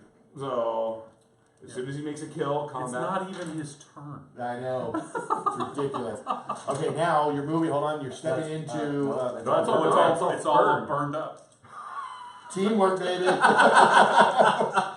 me clear the way for you, bud. Guard it. Oh no! Two highest. Two highest will be okay. So the 2 4s, What do you got? but the 19 explodes. That's a 19? Yes, it is. It's an 18. Oh, Oh, Ogre sorry. Ogre math. 26. 26. 26 at his guard. He takes 6 damage. so Mark him for 6, and what is he at? 21. 21, mark him. Come on, it's all pennies. Down to 10. Oh, diamond a penny. Yes, sir. Awesome. That wasn't even his go either. That was the spider's fucking turn. Alrighty, well, the next to go is the big king spider. He rotates towards his new prey. Really? You're calling him prey. Yeah. He's going to web him up. Make a meal. Is that persistent damage? He takes 1 point. One, mark him. It will use its move action to try to shake the burning, and does not. That's right. But it will attack. Because the webs are all stuck to it. All They're right. burning. So it has advantage 2 on this. It's going against your guard. Here we go. it's just 20. All right. And keep the 2 highest. Here we go. And I have a 23. Take 3 damage. Oh! And you're poisoned. No, he's not. And it's super sad. Yes. This is not going well. Alrighty, they're done. Now we go to the losers bracket. Lassadar and Brax, who's going? The loser. Lassadar and Brax. Lassadar and Brax. Brax hasn't even gone yet. Yeah, I know, Got he's about to go. Brax? Well, if I can kick off a good roll here, where'd my other dice go? Here we go. Make sure. I guess you're swinging. Full movement action to shake. Yes. Alright, it's guard of 20. Grab your 2 One highest. explosion. We got 1 exploding. Alright. Go ahead and add the exploder in there. Nice. So 17, 28. 27. No, so 17. I'm sorry, 26, 31. 31. And it takes 11 damage. What's it up to now? 11 damage would be 33. Brax, do you mind describing what happens? As I remember. Oh! So the spider kind of wobbles a little bit and turns, and it gives Brax an opportunity to cut that big bulbous ass right off of him. And it's still on fire. And it just burns and melts. Alrighty, well, you killed something. There's nothing left. To There's nothing left to get to. Oh, okay. Oh, wait. You can What still are you talking move. about? What are Wait, you a talking full about? is it a full action? Can you tear the? Well, no, an attack action. Hold on, that Easy, thing. easy. Hold on, that thing's at 3. It's about to move to 2. We have a spider next to these guys over here. Yes. So here's where Open Legend gets a little like coolness here, okay? Because like we can spend another 30 minutes playing this out, or we can just go ahead and turn it into a story. Okay. You know what I mean? Because right now everything's gone. You still have 3 rounds before anything else comes up. So what happens is, Brax, with that finishing blow, you're able to move into cocoons. And what I want everyone to do is just go ahead and make agility checks. The highest roller takes the cocoon and uncovers Gobbledygook. I just want to know who gets him. And you roll with advantage. 22. 22, 18. 18. So far it's Brax. I've got a 3 and a. 22. Hold on, wait. I explode. 22. Oh, some explosions. It's gonna be Cheetah. No, because my 27 Oh, is a 3. you So mean that's 10. Hold on, 10, 18, Yeah, the guy he hates is going to find him. 18, 27. 27. Cheetah sniffs right here. Tears it open. God dang it, it's about time! And there's Gobbledygook in all his The glory. next with time his you big run backpack. away, oh, I've been waiting for you. What are you geez, talking by about? the way, that's a cat talking to him. Yeah, I know. He sees that too. He's like, what the hell? Who are you? The next time you run away, I will tear your legs off. I'm tired of waiting. Jeez, you guys are pathetic. But fine, I'll be a good scout. Give me back half my money. Well, all right, everyone. Wait. That concludes that combat. Actually, who wait. rolled second highest? I really like the taste of goblin. Can I just have your leg? No! A little nibble. Just You I will just not. want a piece of your leg. Hey, Dave. If you want another piece of horse, I will take a bite of your leg. Dave. Yes. Did you? Can I cast? Who had the second highest? 27, 22s? 22. You guys actually, when you were searching through cocoons, came across something very Treasure! interesting. Actually, yes. Oh, finally! You did tear it open, and there was a humanoid, but actually had items on it, so it crumbles to dust. But you actually look down and go, ooh. And This is the first time we've ever gotten treasure. Yes. Treasure! Glenn, you're in charge. Write it down. There you go. So do me a favor. Each of you need to roll. I believe it's an 8-sided. I don't have my shit printed out, so I'm gonna have to look it up online. But I have my chart. So my roll and just write down what you roll. So the damage that I have, I can just heal. I Dave? got it. A 5. That's definitely a potion. You find a potion. I found I rolled a 3. Yours is definitely a potion. You each find potions. I'll tell you the color afterwards on the next broadcast. So I took damage during rolled the a fighting. 12. When we conclude combat, it just goes away. You heal it all up. It's Unless an it's E8, lethal. but I think it was just us. Was it just Neil and I that were rolling this? Yes. So 2 of you, Oh. each of you. Wait, find a what? What? I potion. rolled Two- a that's wait, 12. what? Yeah, that's really worth a potion.